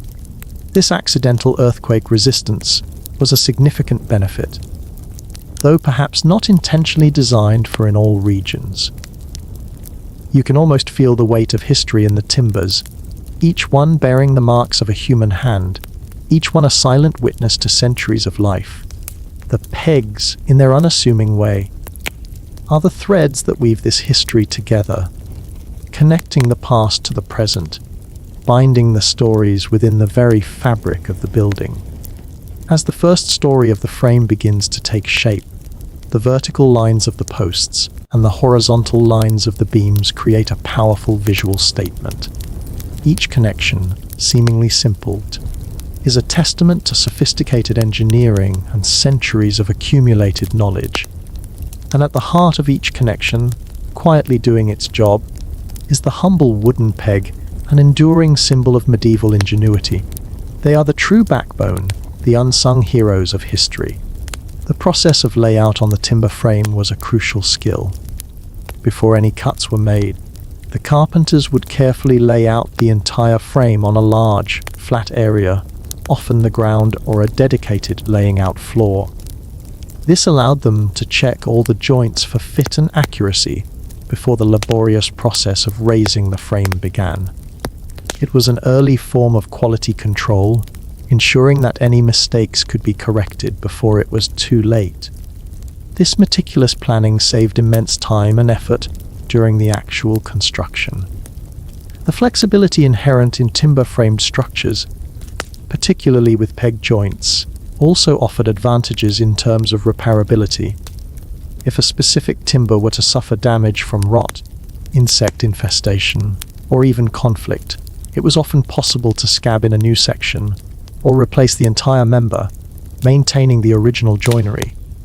This modularity prolonged the life of buildings for centuries, a stark contrast to modern structures that are often designed for a limited lifespan before demolition. They truly built for the long haul, where a bit of maintenance meant a building could last a millennium. The morning mist still clings to the higher timbers of the roof frame, casting a ghostly aura over the construction site. The air is cool and damp, carrying the earthy smell of wet wood. You hear the faint sound of sharpening stones, a precise scraping whisper as the carpenters prepare their tools for another day of meticulous work. Every edge must be keen, every blade perfect for the demanding tasks ahead. You observe the preparation of the purlins, the horizontal timbers that span between the principal rafters and support the common rafters or roof covering directly. These connections are critical for distributing the weight of the roof across the entire structure. Often, purlins are joined to the rafters with lap joints or housed joints, secured with a series of pegs. The angle of these connections is often compound, requiring exceptional skill to cut accurately and ensure a tight, load-bearing fit. One mainstream historical fact is the sheer scale of timber framed bridge construction in the 15th century. While many have since been replaced by stone or metal, medieval carpenters were capable of spanning considerable distances using complex timber truss designs, all held together by peg joints. These bridges were vital for trade, communication, and military movement, demonstrating the versatility and strength of their construction methods beyond just buildings. They were the original civil engineers, only with more splinters and less concrete. A quirky tidbit often overlooked is the use of story poles. Instead of repeatedly measuring with a ruler, carpenters would often create a long wooden pole, marking on it all the critical dimensions and heights for a specific section of the building. This story pole would then be used as a reference for all subsequent cuts and layouts, ensuring consistency and accuracy without endless recalculations. It was a brilliant, low-tech solution to complex dimensional challenges. You can imagine a carpenter forgetting his story pole and having to rebuild a whole section. Historians still debate the role of sacred geometry or mystical beliefs in the layout and design of medieval buildings, particularly churches. While practical considerations were undoubtedly paramount, some scholars argue that specific proportions, alignments, or symbolic patterns, derived from ancient traditions or religious philosophy, might have subtly influenced the overall design. Was the placement of a particular timber or joint imbued with deeper meaning, or was it simply the most structurally sound option? It's a fascinating blend of the practical and the esoteric. You see a carpenter using a mortising axe, a heavy, short-handled axe with a narrow blade, designed for quickly hogging out large mortises. While less precise than a chisel, it was an efficient tool for roughing out the deeper cuts before the final shaping with a chisel. It highlights the blend of brute force and fine control required in medieval carpentry. It's like having a bulldozer and a scalpel in one toolkit. The selection of a particular species of wood for pegs was often a matter of local availability and tradition. However, carpenters also understood that different woods had different properties of hardness, grain structure, and resistance to rot. They would choose the peg wood that would best complement the main timbers, ensuring maximum strength and longevity for the joint. It was a sophisticated understanding of material science, learned through generations of hands-on experience. The importance of seasoning timber cannot be overstated. Green wood, with its high moisture content, is prone to significant shrinkage and warping as it dries. Carpenters would carefully stack and store felled timbers for extended periods, sometimes years, allowing them to air dry slowly and evenly. This process, known as seasoning, stabilized the wood, making it stronger and less prone to movement after it was incorporated into the building. It was an investment in the future of the structure. The concept of shear strength was intuitively understood by medieval carpenters. They knew that a peg, driven through a joint, primarily resisted shear forces that try to slide one timber past another. By using multiple pegs, or by placing them strategically, they could significantly increase the shear resistance of a joint, ensuring it would not slip under load. This practical knowledge was applied without complex equations, but with a deep understanding of how wood behaves. The aesthetic impact of exposed timber frames extended to the interior of homes. The visible beams, posts, and often the ceiling joists created a sense of warmth, solidity, and craftsmanship. The pegs, often left visible, added to this rustic charm, a reminder of the hand of the builder. It was a style that celebrated the raw beauty of the materials and the skill of the artisan. It's like living inside a giant, cozy, wooden puzzle. You can almost feel the centuries of knowledge accumulated in the hands of the master carpenter as he works. Every stroke of the tool, every precise cut, every firmly driven peg is a testament to a living tradition, passed down through generations. The very air around him seems to hum with the echoes of countless hours spent shaping wood, building structures that would stand for centuries. As the sun begins to burn off the morning mist, illuminating the intricate network of roof timbers, you feel a profound appreciation for the ingenuity of the 15th century carpenter. Their reliance on the humble wooden peg, combined with their deep understanding of wood and joinery, allowed them to create architectural masterpieces that continue to inspire awe. They truly built for eternity, one peg at a time. The rising sun casts long, defined shadows across the newly installed roof timbers. The air, now clear and cool, carries the faint scent of sap and sawdust. You stand on the upper level, gazing out over the surrounding landscape, and feel the solidness of the floor beneath your feet, a testament to the strength of the pegged joists. The sounds of work below, the rhythmic thud of mullets and the murmur of voices, underscore the continuous nature of the construction process. You observe a carpenter preparing the common rafters, the smaller, more numerous timbers that will form the pitched slope of the roof. These are often joined to the purlins and ridge beam, using simple bird's mouth joints or lap joints, secured with smaller pegs. While less massive than the main structural elements, the sheer number of these rafters and their precise placement are crucial for the integrity of the roof and its ability to shed water effectively. One mainstream historical fact is the development of regional timber-framed house styles across Europe. Different regions, influenced by local materials, climate, and cultural preferences, develop distinctive architectural forms. From the half-timbered houses of England and Germany to the chalets of the Alps, the underlying principles of pegged joinery remained constant. but the visible expression varied widely. It was like a medieval architectural fashion show, with pegs as the universal accessory. A quirky tidbit concerns the practice of carpenters' curses or builders' curses. These were sometimes inscribed on timbers or hidden within walls, meant to bring misfortune upon anyone who would alter or destroy the building without due respect. While likely more folklore than effective magic, it speaks to the pride and emotional investment carpenters had in their creations. You can almost hear a grumpy carpenter muttering a hex over a stubborn joint. Historians still debate the specific types of timber used for different parts of a building, beyond just load-bearing elements. Was there a deliberate choice of species for decorative elements, such as oak for its rich grain, or was it simply a matter of availability and cost? The nuanced selection of wood for specific applications, considering aesthetics as well as structural properties, is a subtle but significant aspect of their craft that remains partially elusive.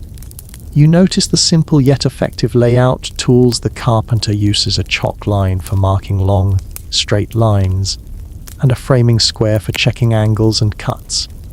These fundamental tools, unchanged for centuries, allowed for remarkable precision and consistency. They are a testament to the fact that basic principles, expertly applied, can achieve extraordinary results. No fancy lasers needed, just a bit of chalk and a steady hand. The longevity of a peg joint was also influenced by the quality of the wood used for the peg itself. Using wood that was properly seasoned and free from knots or defects was crucial to prevent splitting or weakening over time. A good carpenter would select his peg material as carefully as his main timbers, understanding that even the smallest component played a vital role in the overall strength of the structure. The process of truing up a frame during construction was an ongoing task. As timbers were added and loads changed, the frame might shift slightly.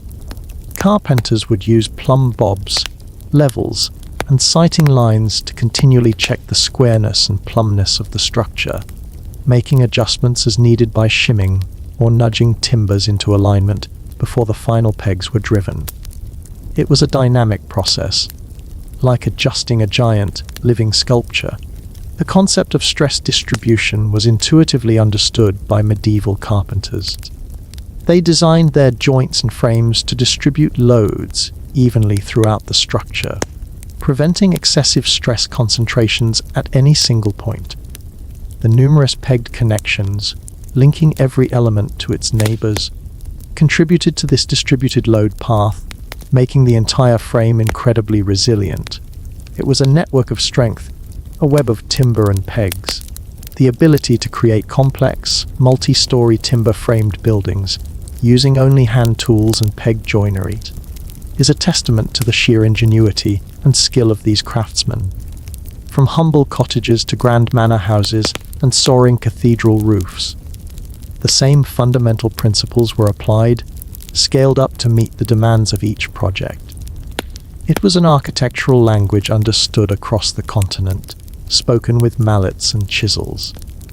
You can almost hear the whispered conversations of the carpenters as they worked, passing down techniques, sharing wisdom, and perhaps occasionally grumbling about a stubborn piece of wood or a particularly difficult joint. Their legacy is not just in the buildings that still stand, but in the enduring spirit of craftsmanship and the intelligent use of natural materials. As the sun continues its climb, warming the air, you feel a sense of optimism about the enduring power of human skill. The timber frame, with its strong, visible joints and countless humble pegs, stands as a monument to a time when building was an art, a science, and a profound connection to the natural world. They didn't just build houses, they built homes, held together by ingenuity and a myriad of small, wooden promises. The aroma of wood smoke now mingles with the fresh scent of cut timber, a comforting blend that signifies both the progress of construction and the coming of night.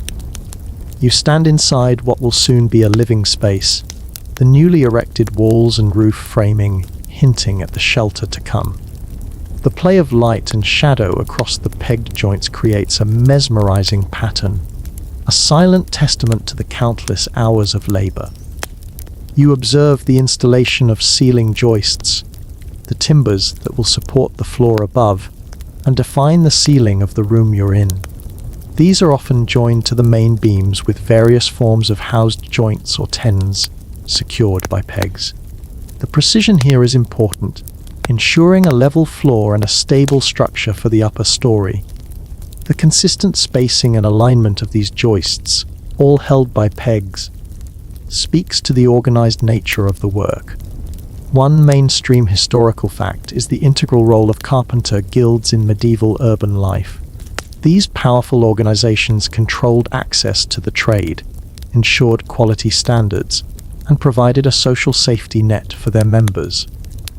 They were often involved in civic projects, demonstrating their importance to the community, and their guild halls were often impressive timber-framed structures themselves, showcasing their craft. They were the original labor unions, only with more apprentices and less paperwork. A quirky tidbit often overlooked is the use of carpenters' riddles or building proverbs. These were short, often rhyming sayings that encapsulated practical advice or observations about the trade. For example, measure twice, cut once has roots in ancient carpentry wisdom. These oral traditions help to pass down knowledge and reinforce best practices in a memorable way. You can imagine a master carpenter quizzing his apprentice with a riddle about a stubborn peg. Historians still debate the extent to which tools were standardized across different regions in 15th century Europe.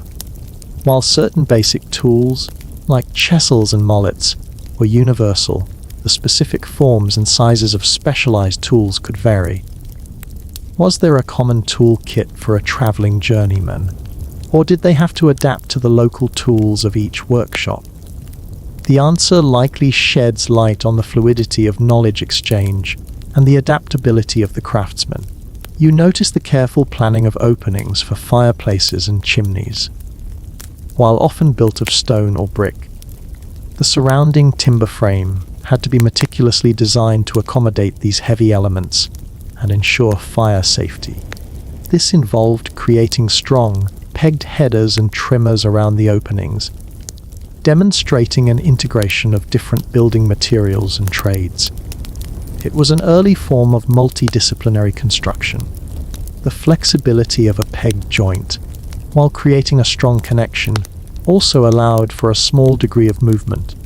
This was beneficial in a live material like wood, accommodating the natural expansion and contraction due to changes in humidity and temperature. This breathing of the structure prevented undue stress buildup, contributing to its longevity. It was a sophisticated understanding of material behavior long before the advent of modern engineering science. The process of squaring the frame was a continuous task during construction. Even with meticulous layout, the heavy timbers could shift slightly during raising. Carpenters would use their squares, plumb bobs, and even diagonal measurements to ensure the frame remained perfectly square and plumb at every stage, making adjustments with temporary bracing or shims before driving the final pegs. It was a relentless pursuit of accuracy. The social hierarchy within a carpentry workshop was clear. The master carpenter was the leader, responsible for design, supervision, and the most complex tasks. Journeymen were skilled workers, often traveling to gain experience. Apprentices were at the bottom, learning the trade from the ground up, starting with simple tasks like fetching and preparing materials. This structured learning environment ensured the continuous transmission of highly specialized skills, including the art of proper pegging. You can almost feel the collective spirit of these medieval craftsmen working together day after day to transform raw materials into enduring structures. Their dedication, their skill, and their reliance on simple yet powerful techniques like peg joinery created a built environment that defined their world. As the daylight fades, replaced by the soft glow of lanterns, you feel a deep connection to the enduring legacy of 15th century carpentry. The structures they built, held fast by those unassuming wooden pegs, stand as a testament to their ingenuity, their understanding of nature, and their profound commitment to craftsmanship. They didn't just build. They created, shaping the very fabric of human life, one peg at a time. The evening chill has settled in, and the sounds of construction have given way to the gentle hoot of an owl in the distance. You stand within the emerging structure, the timber frame now largely complete, its exposed joints and countless pegs standing proud against the dim light filtering through the openings. The scent of seasoned wood, comforting and ancient, fills the air. You observe how the larger, more ornate timbers, perhaps for a grand hall or a prominent entrance, are often left exposed, their surfaces carefully planed and sometimes even carved. The peg joints in these areas are often particularly well executed, becoming a visible expression of the carpenter's skill and the quality of the workmanship. Here, the peg is not just a fastener. It's a design element, a subtle decorative detail in the robust architecture. One mainstream historical fact is the development of specific tools for pegging, such as the peg cutter or peg shaver. While many pegs were simply whittled or hand-shaved from scrap wood, specialized tools allowed for more consistent production of pegs of uniform size and taper. This increased efficiency in the workshop and ensured a reliable supply of the crucial fasteners. It was an early form of mass production, only with more muscle and less machinery. A quirky tidbit often found in medieval carpentry is the occasional misplaced peg or ghost peg.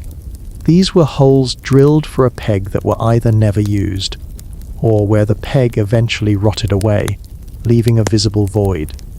Historians often use these marks as clues, helping them to understand changes in design or construction sequences. It's like finding a tiny, wooden archaeological mystery within the wall. Historians still debate the specific types of contracts and agreements used between carpenters and their patrons in the 15th century. Were they detailed written documents specifying every joint and timber, or more informal, based on trust and reputation?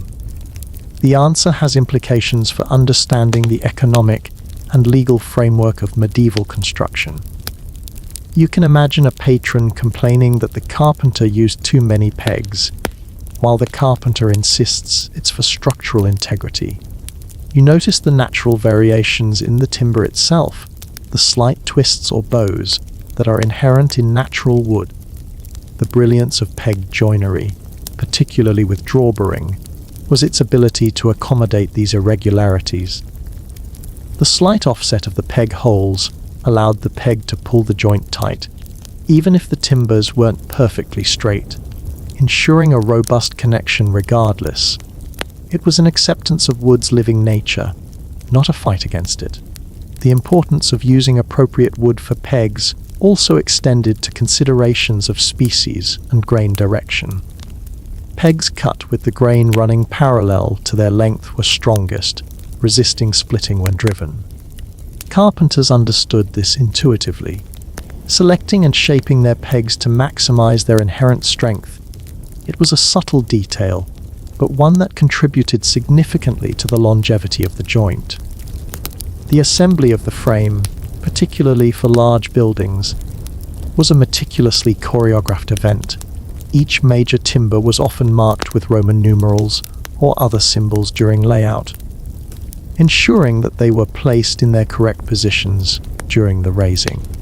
This early form of prefabrication minimized errors and sped up the construction process, turning a complex endeavor into a more manageable series of steps. It was like building a giant Lego set, only with much heavier pieces and more risk of squashing. The social aspect of construction, beyond just the skilled carpenters, was significant. The entire community often participated in the raising of a frame, a communal effort that fostered a sense of ownership and pride in the new structure. The successful erection of a frame, secured by thousands of pegs, was a moment of triumph, often celebrated with food, drink, and festivities. It was a party where the main attraction was structural engineering. You can almost feel the immense collective effort that went into these buildings, the countless hours of planning, cutting, and joining. Every peg, every beam, every board is a testament to human ingenuity and the enduring power of collaborative work. The very air seems to hum with the echoes of those who built before, their knowledge enshrined in the timber itself. As the moon begins to rise, casting a silvery glow over the unfinished roof, you feel a profound respect for the medieval carpenter. Their deep understanding of wood, their mastery of simple tools, and their reliance on the humble wooden peg allowed them to create structures of immense beauty and incredible longevity.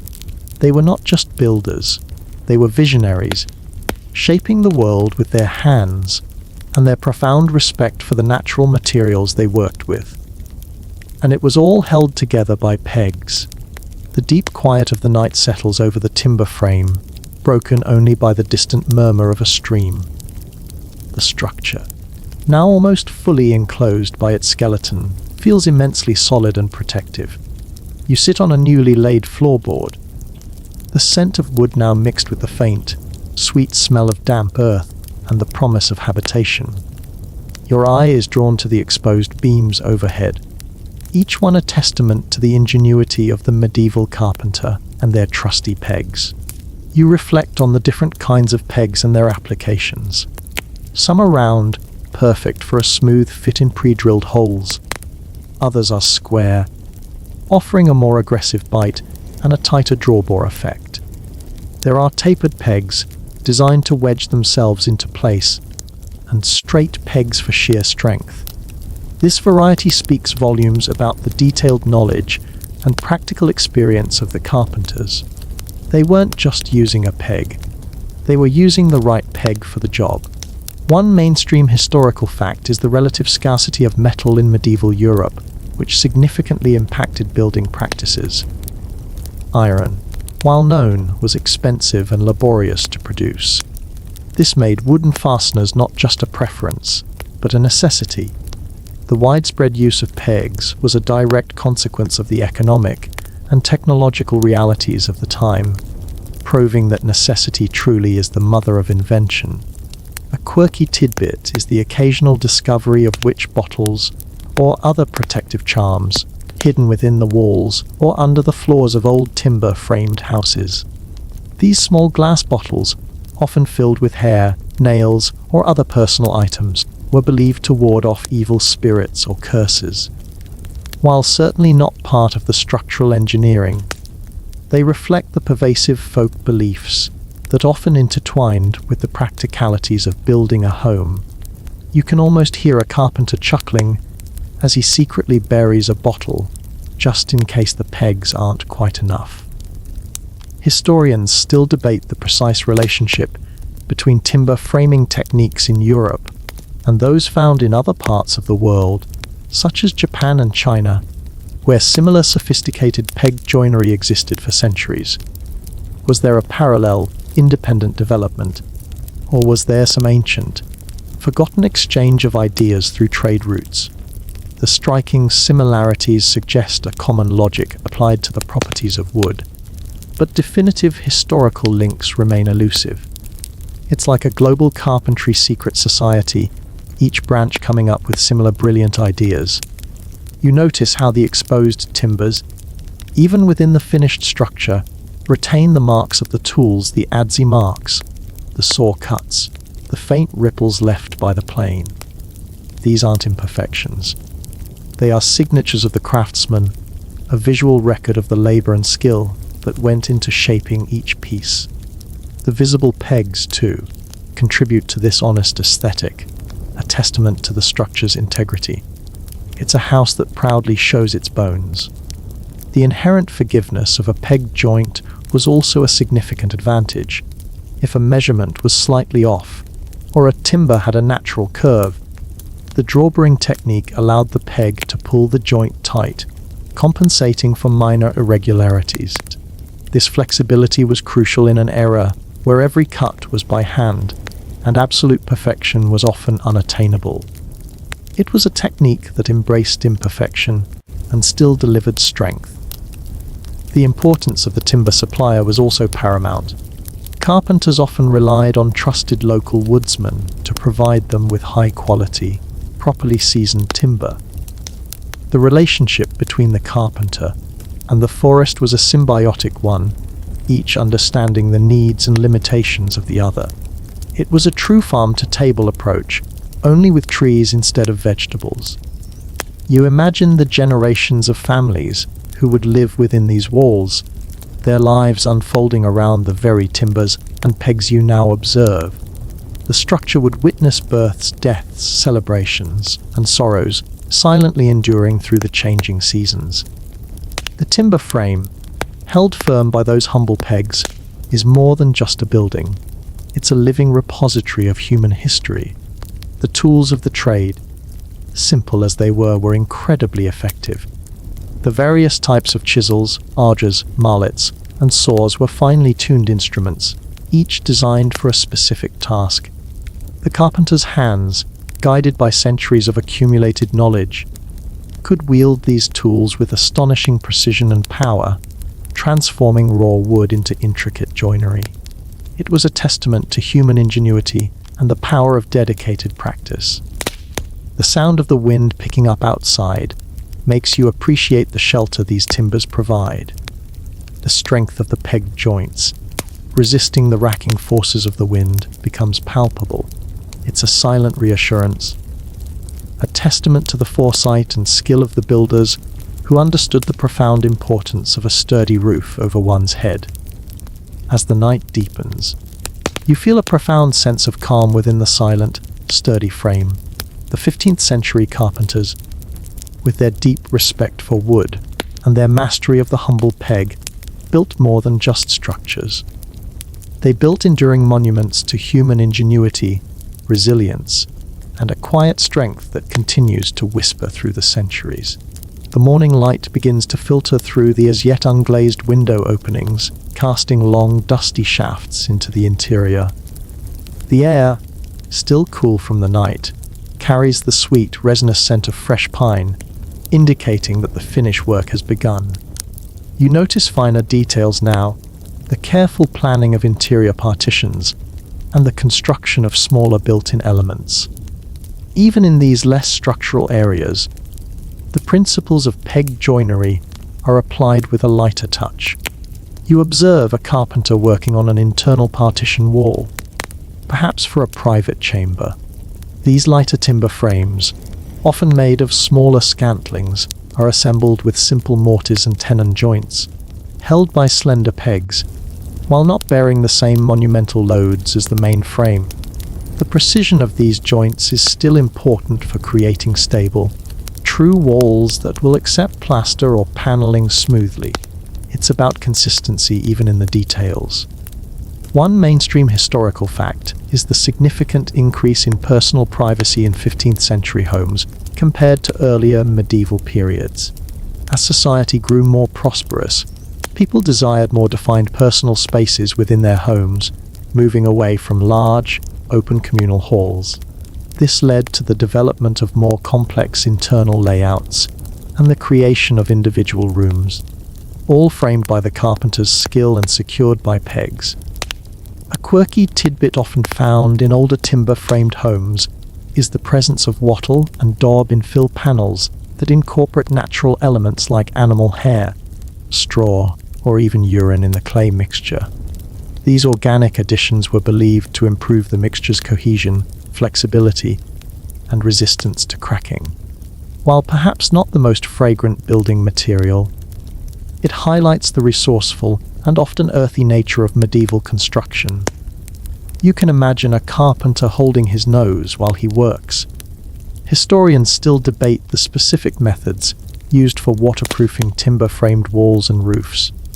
Beyond just the inherent properties of the materials, was it primarily reliant on the steep pitch of roofs, the overhangs, and the quality of the infill, or were there more deliberate, perhaps localized, techniques involving natural sealants or coatings that have since disappeared from the historical record. The longevity of these structures in often damp climates suggests a robust system of moisture protection, even if its exact details remain elusive. You see a carpenter using a smoothing plane, its blade hissing softly as it shaves thin curls of wood from a door jamb. The surface it leaves behind is silky smooth, ready for finishing. This attention to detail, even on surfaces that might eventually be covered, speaks to the pride of craftsmanship that permeated the medieval workshop. It wasn't just about structural integrity, it was about the beauty of the finished product. The resilience of pegs, even after centuries, is remarkable. Modern conservation efforts on historical buildings often find the original wooden pegs still largely intact and holding strong, even when the surrounding timbers show signs of decay. This is a testament to the careful selection of hardwood for pegs and their protected position within the joint, shielded from the worst of the elements. They are the tiny, wooden time capsules of enduring strength. The economic implications of using wooden pegs extended beyond just initial cost. The ability to source them locally, often from scrap timber, reduced transportation costs and reliance on distant supply chains. This localized economy of building contributed to the self-sufficiency of medieval communities and reduced the overall environmental footprint of construction. It was truly a buy local approach to building, centuries before it became a trendy slogan. The communal aspect of medieval construction also involved the passing down of generational knowledge. Sons often followed their fathers into the carpentry trade, learning the skills from a young age. This direct transmission of knowledge, from hand to hand, ensured that the complex techniques, including the nuances of peg joinery, were preserved and refined over centuries. It was a living legacy, a continuous chain of craftsmanship. You can almost feel the presence of the generations of craftsmen who toiled in these spaces, their whispers carried on the breeze, their hands leaving their indelible mark on every timber. The scent of wood, ingrained in the very fabric of the building, is a continuous reminder of their labor and their profound respect for the natural world. As the sun climbs higher, illuminating the intricate patterns of the timber frame, you feel a renewed sense of appreciation for the ingenuity of the 15th century carpenter. Their mastery of wood, their clever application of simple tools, and their unwavering reliance on the humble wooden peg allowed them to create homes and structures that truly stood the test of time, enduring symbols of human skill and perseverance. The soft afternoon light slants through the partially boarded windows, creating intricate patterns on the packed earth floor. The air inside is warm and still, carrying the faint, sweet smell of aged wood that speaks of permanence. You lean against a sturdy post, feeling the solidness of the structure, and notice the subtle variations in the exposed timbers, each one telling a story of its journey from forest to frame. You ponder the concept of movement in timber-framed buildings. While seemingly rigid, these structures were designed with a degree of flexibility, allowing for the natural expansion and contraction of wood with changes in humidity and temperature. The peg joints, by design, accommodated this movement, preventing stress buildup and prolonging the life of the building. It was a dynamic rather than static approach to construction, embracing the living nature of the material. It's like the house knows how to breathe. One mainstream historical fact is the incredible array of timber framing styles that developed across Europe. From the robust, close-studded frames of England to the more open, decorative frames of Germany and France. Each region developed its unique aesthetic, while relying on the same fundamental principles of peg joinery. This diversity highlights the creativity and adaptability of medieval carpenters. They were masters of both form and function. A quirky tidbit concerns the occasional discovery of hidden shoes or other personal items found concealed within the walls, chimneys, or under the floorboards of old houses. These were often placed there as good luck charms or to ward off evil spirits, a folk tradition common across many cultures. While not structural, they offer a fascinating glimpse into the domestic beliefs and superstitions of the people who lived in these homes. You might wonder if a carpenter ever hid his favorite mallet, hoping it would bring good luck to the next builder. Historians still debate the specific types of wood used for different decorative carvings within timber-framed buildings. While oak was common for structural elements, softer woods might have been chosen for intricate carvings that were less exposed to the elements, or perhaps more easily worked with simpler tools. The preservation of these details, often still visible today, speaks to the incredible skill and artistry of the medieval woodcarvers who sometimes worked alongside the carpenters. You notice the master carpenter sketching a design on a piece of parchment with charcoal. He's planning a decorative gable end, perhaps, or an intricately carved brace. While the core structural work relies on established forms, there's always room for artistic expression, a chance to infuse the building with beauty and individuality. The pegs, while functional, often become part of this aesthetic, their exposed ends forming subtle patterns on the surface of the timber. The social and economic importance of the carpenter's trade also extended to the training of new generations. Apprenticeships were long and arduous, often lasting 7 years or more, during which the apprentice lived with the master and learned every aspect of the craft. This rigorous training ensured a consistently high standard of workmanship and guaranteed the continuation of specialized skills, including the complex art of joinery and pegging. It was a system built on dedication and discipline. The very process of raising a frame was a deeply communal and symbolic act. The coming together of a community to lift massive timbers into place was a powerful demonstration of collective strength and cooperation.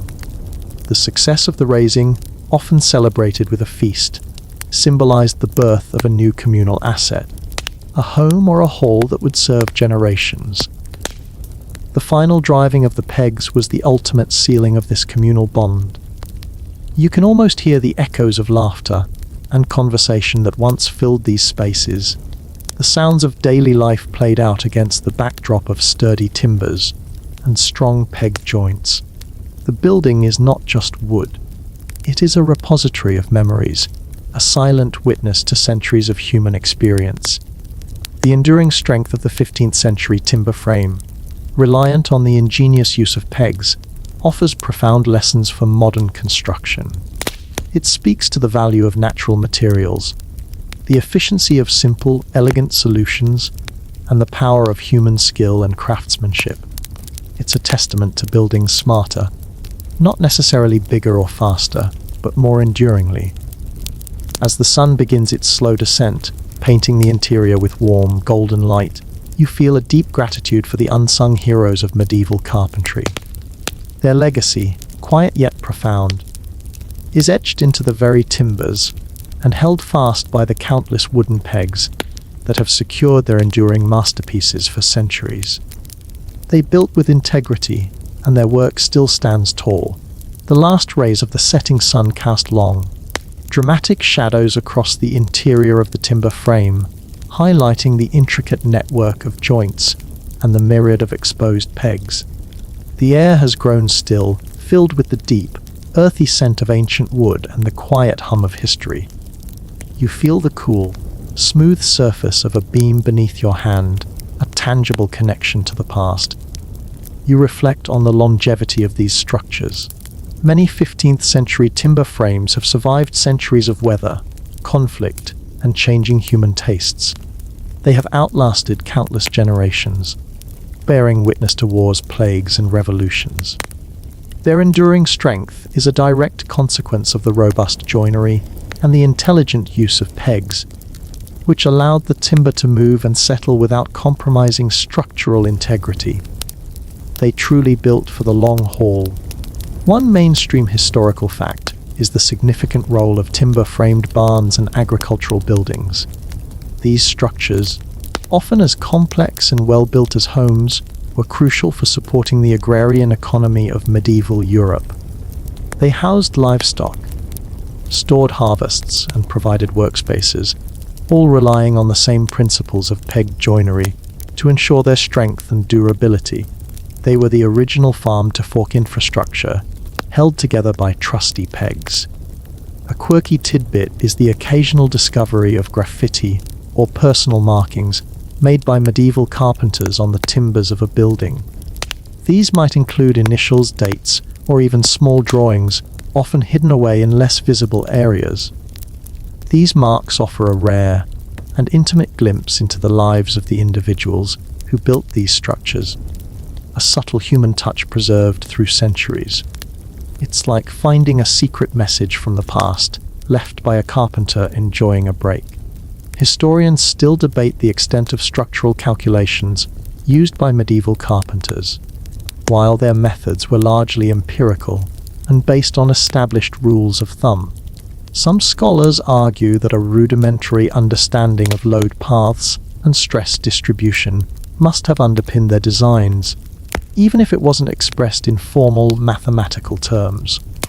Was it pure intuition, or was there an unwritten science guiding their hands?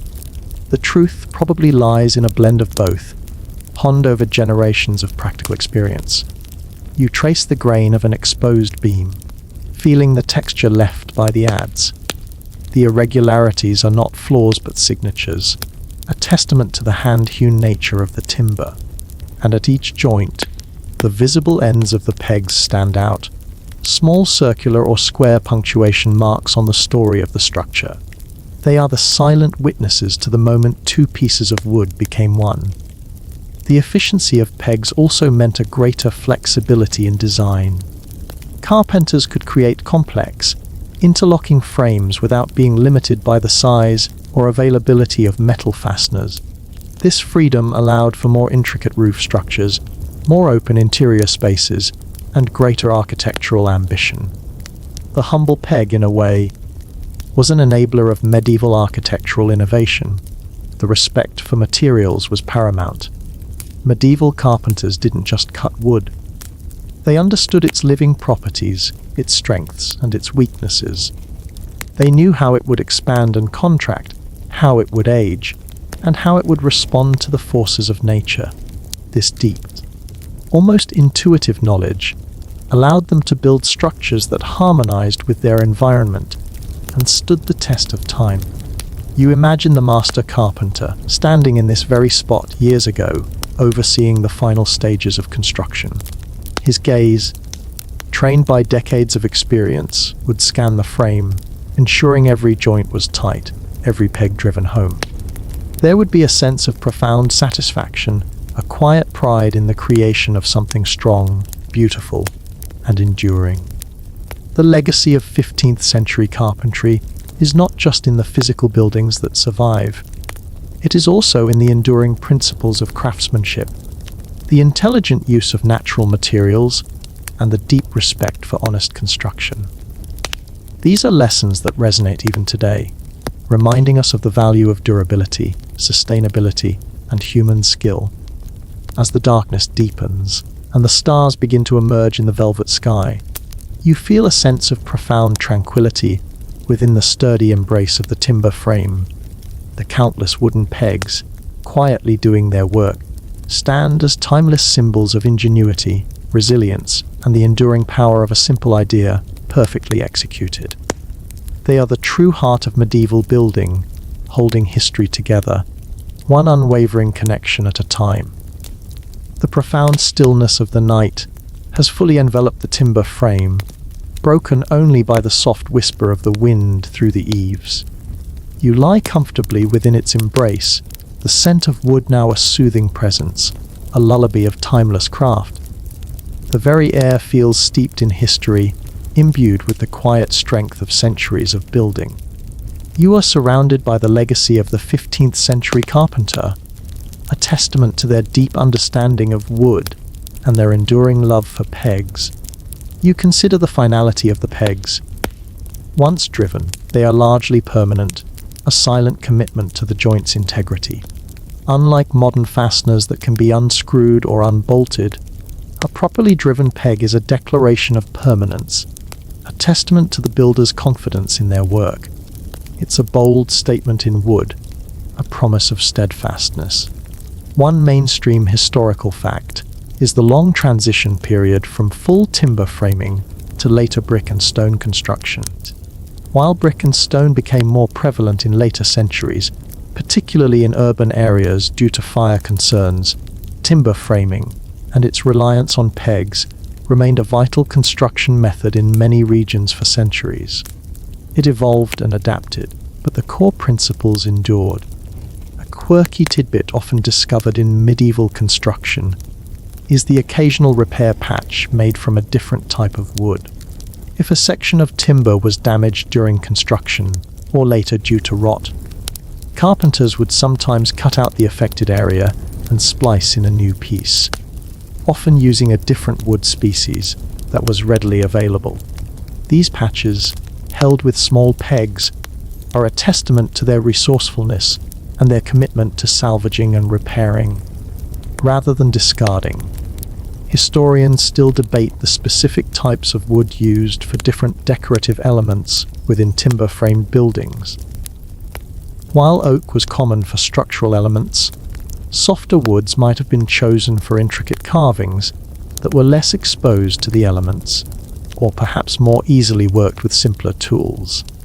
The preservation of these details, often still visible today, speaks to the incredible skill and artistry of the medieval woodcarvers who sometimes worked alongside the carpenters. You imagine the subtle creaks and groans the timber frame makes as it settles and adjusts to changes in temperature and humidity, like a living entity gently breathing. The pegs, resilient and flexible, accommodate these shifts, ensuring the frame remains stable and sound. It's a dynamic equilibrium, a silent dance between wood and fastener. The inherent forgiveness of a peg joint was also a significant advantage. If a measurement was slightly off, or a timber had a natural curve, the drawbring technique allowed the peg to pull the joint tight, compensating for minor irregularities.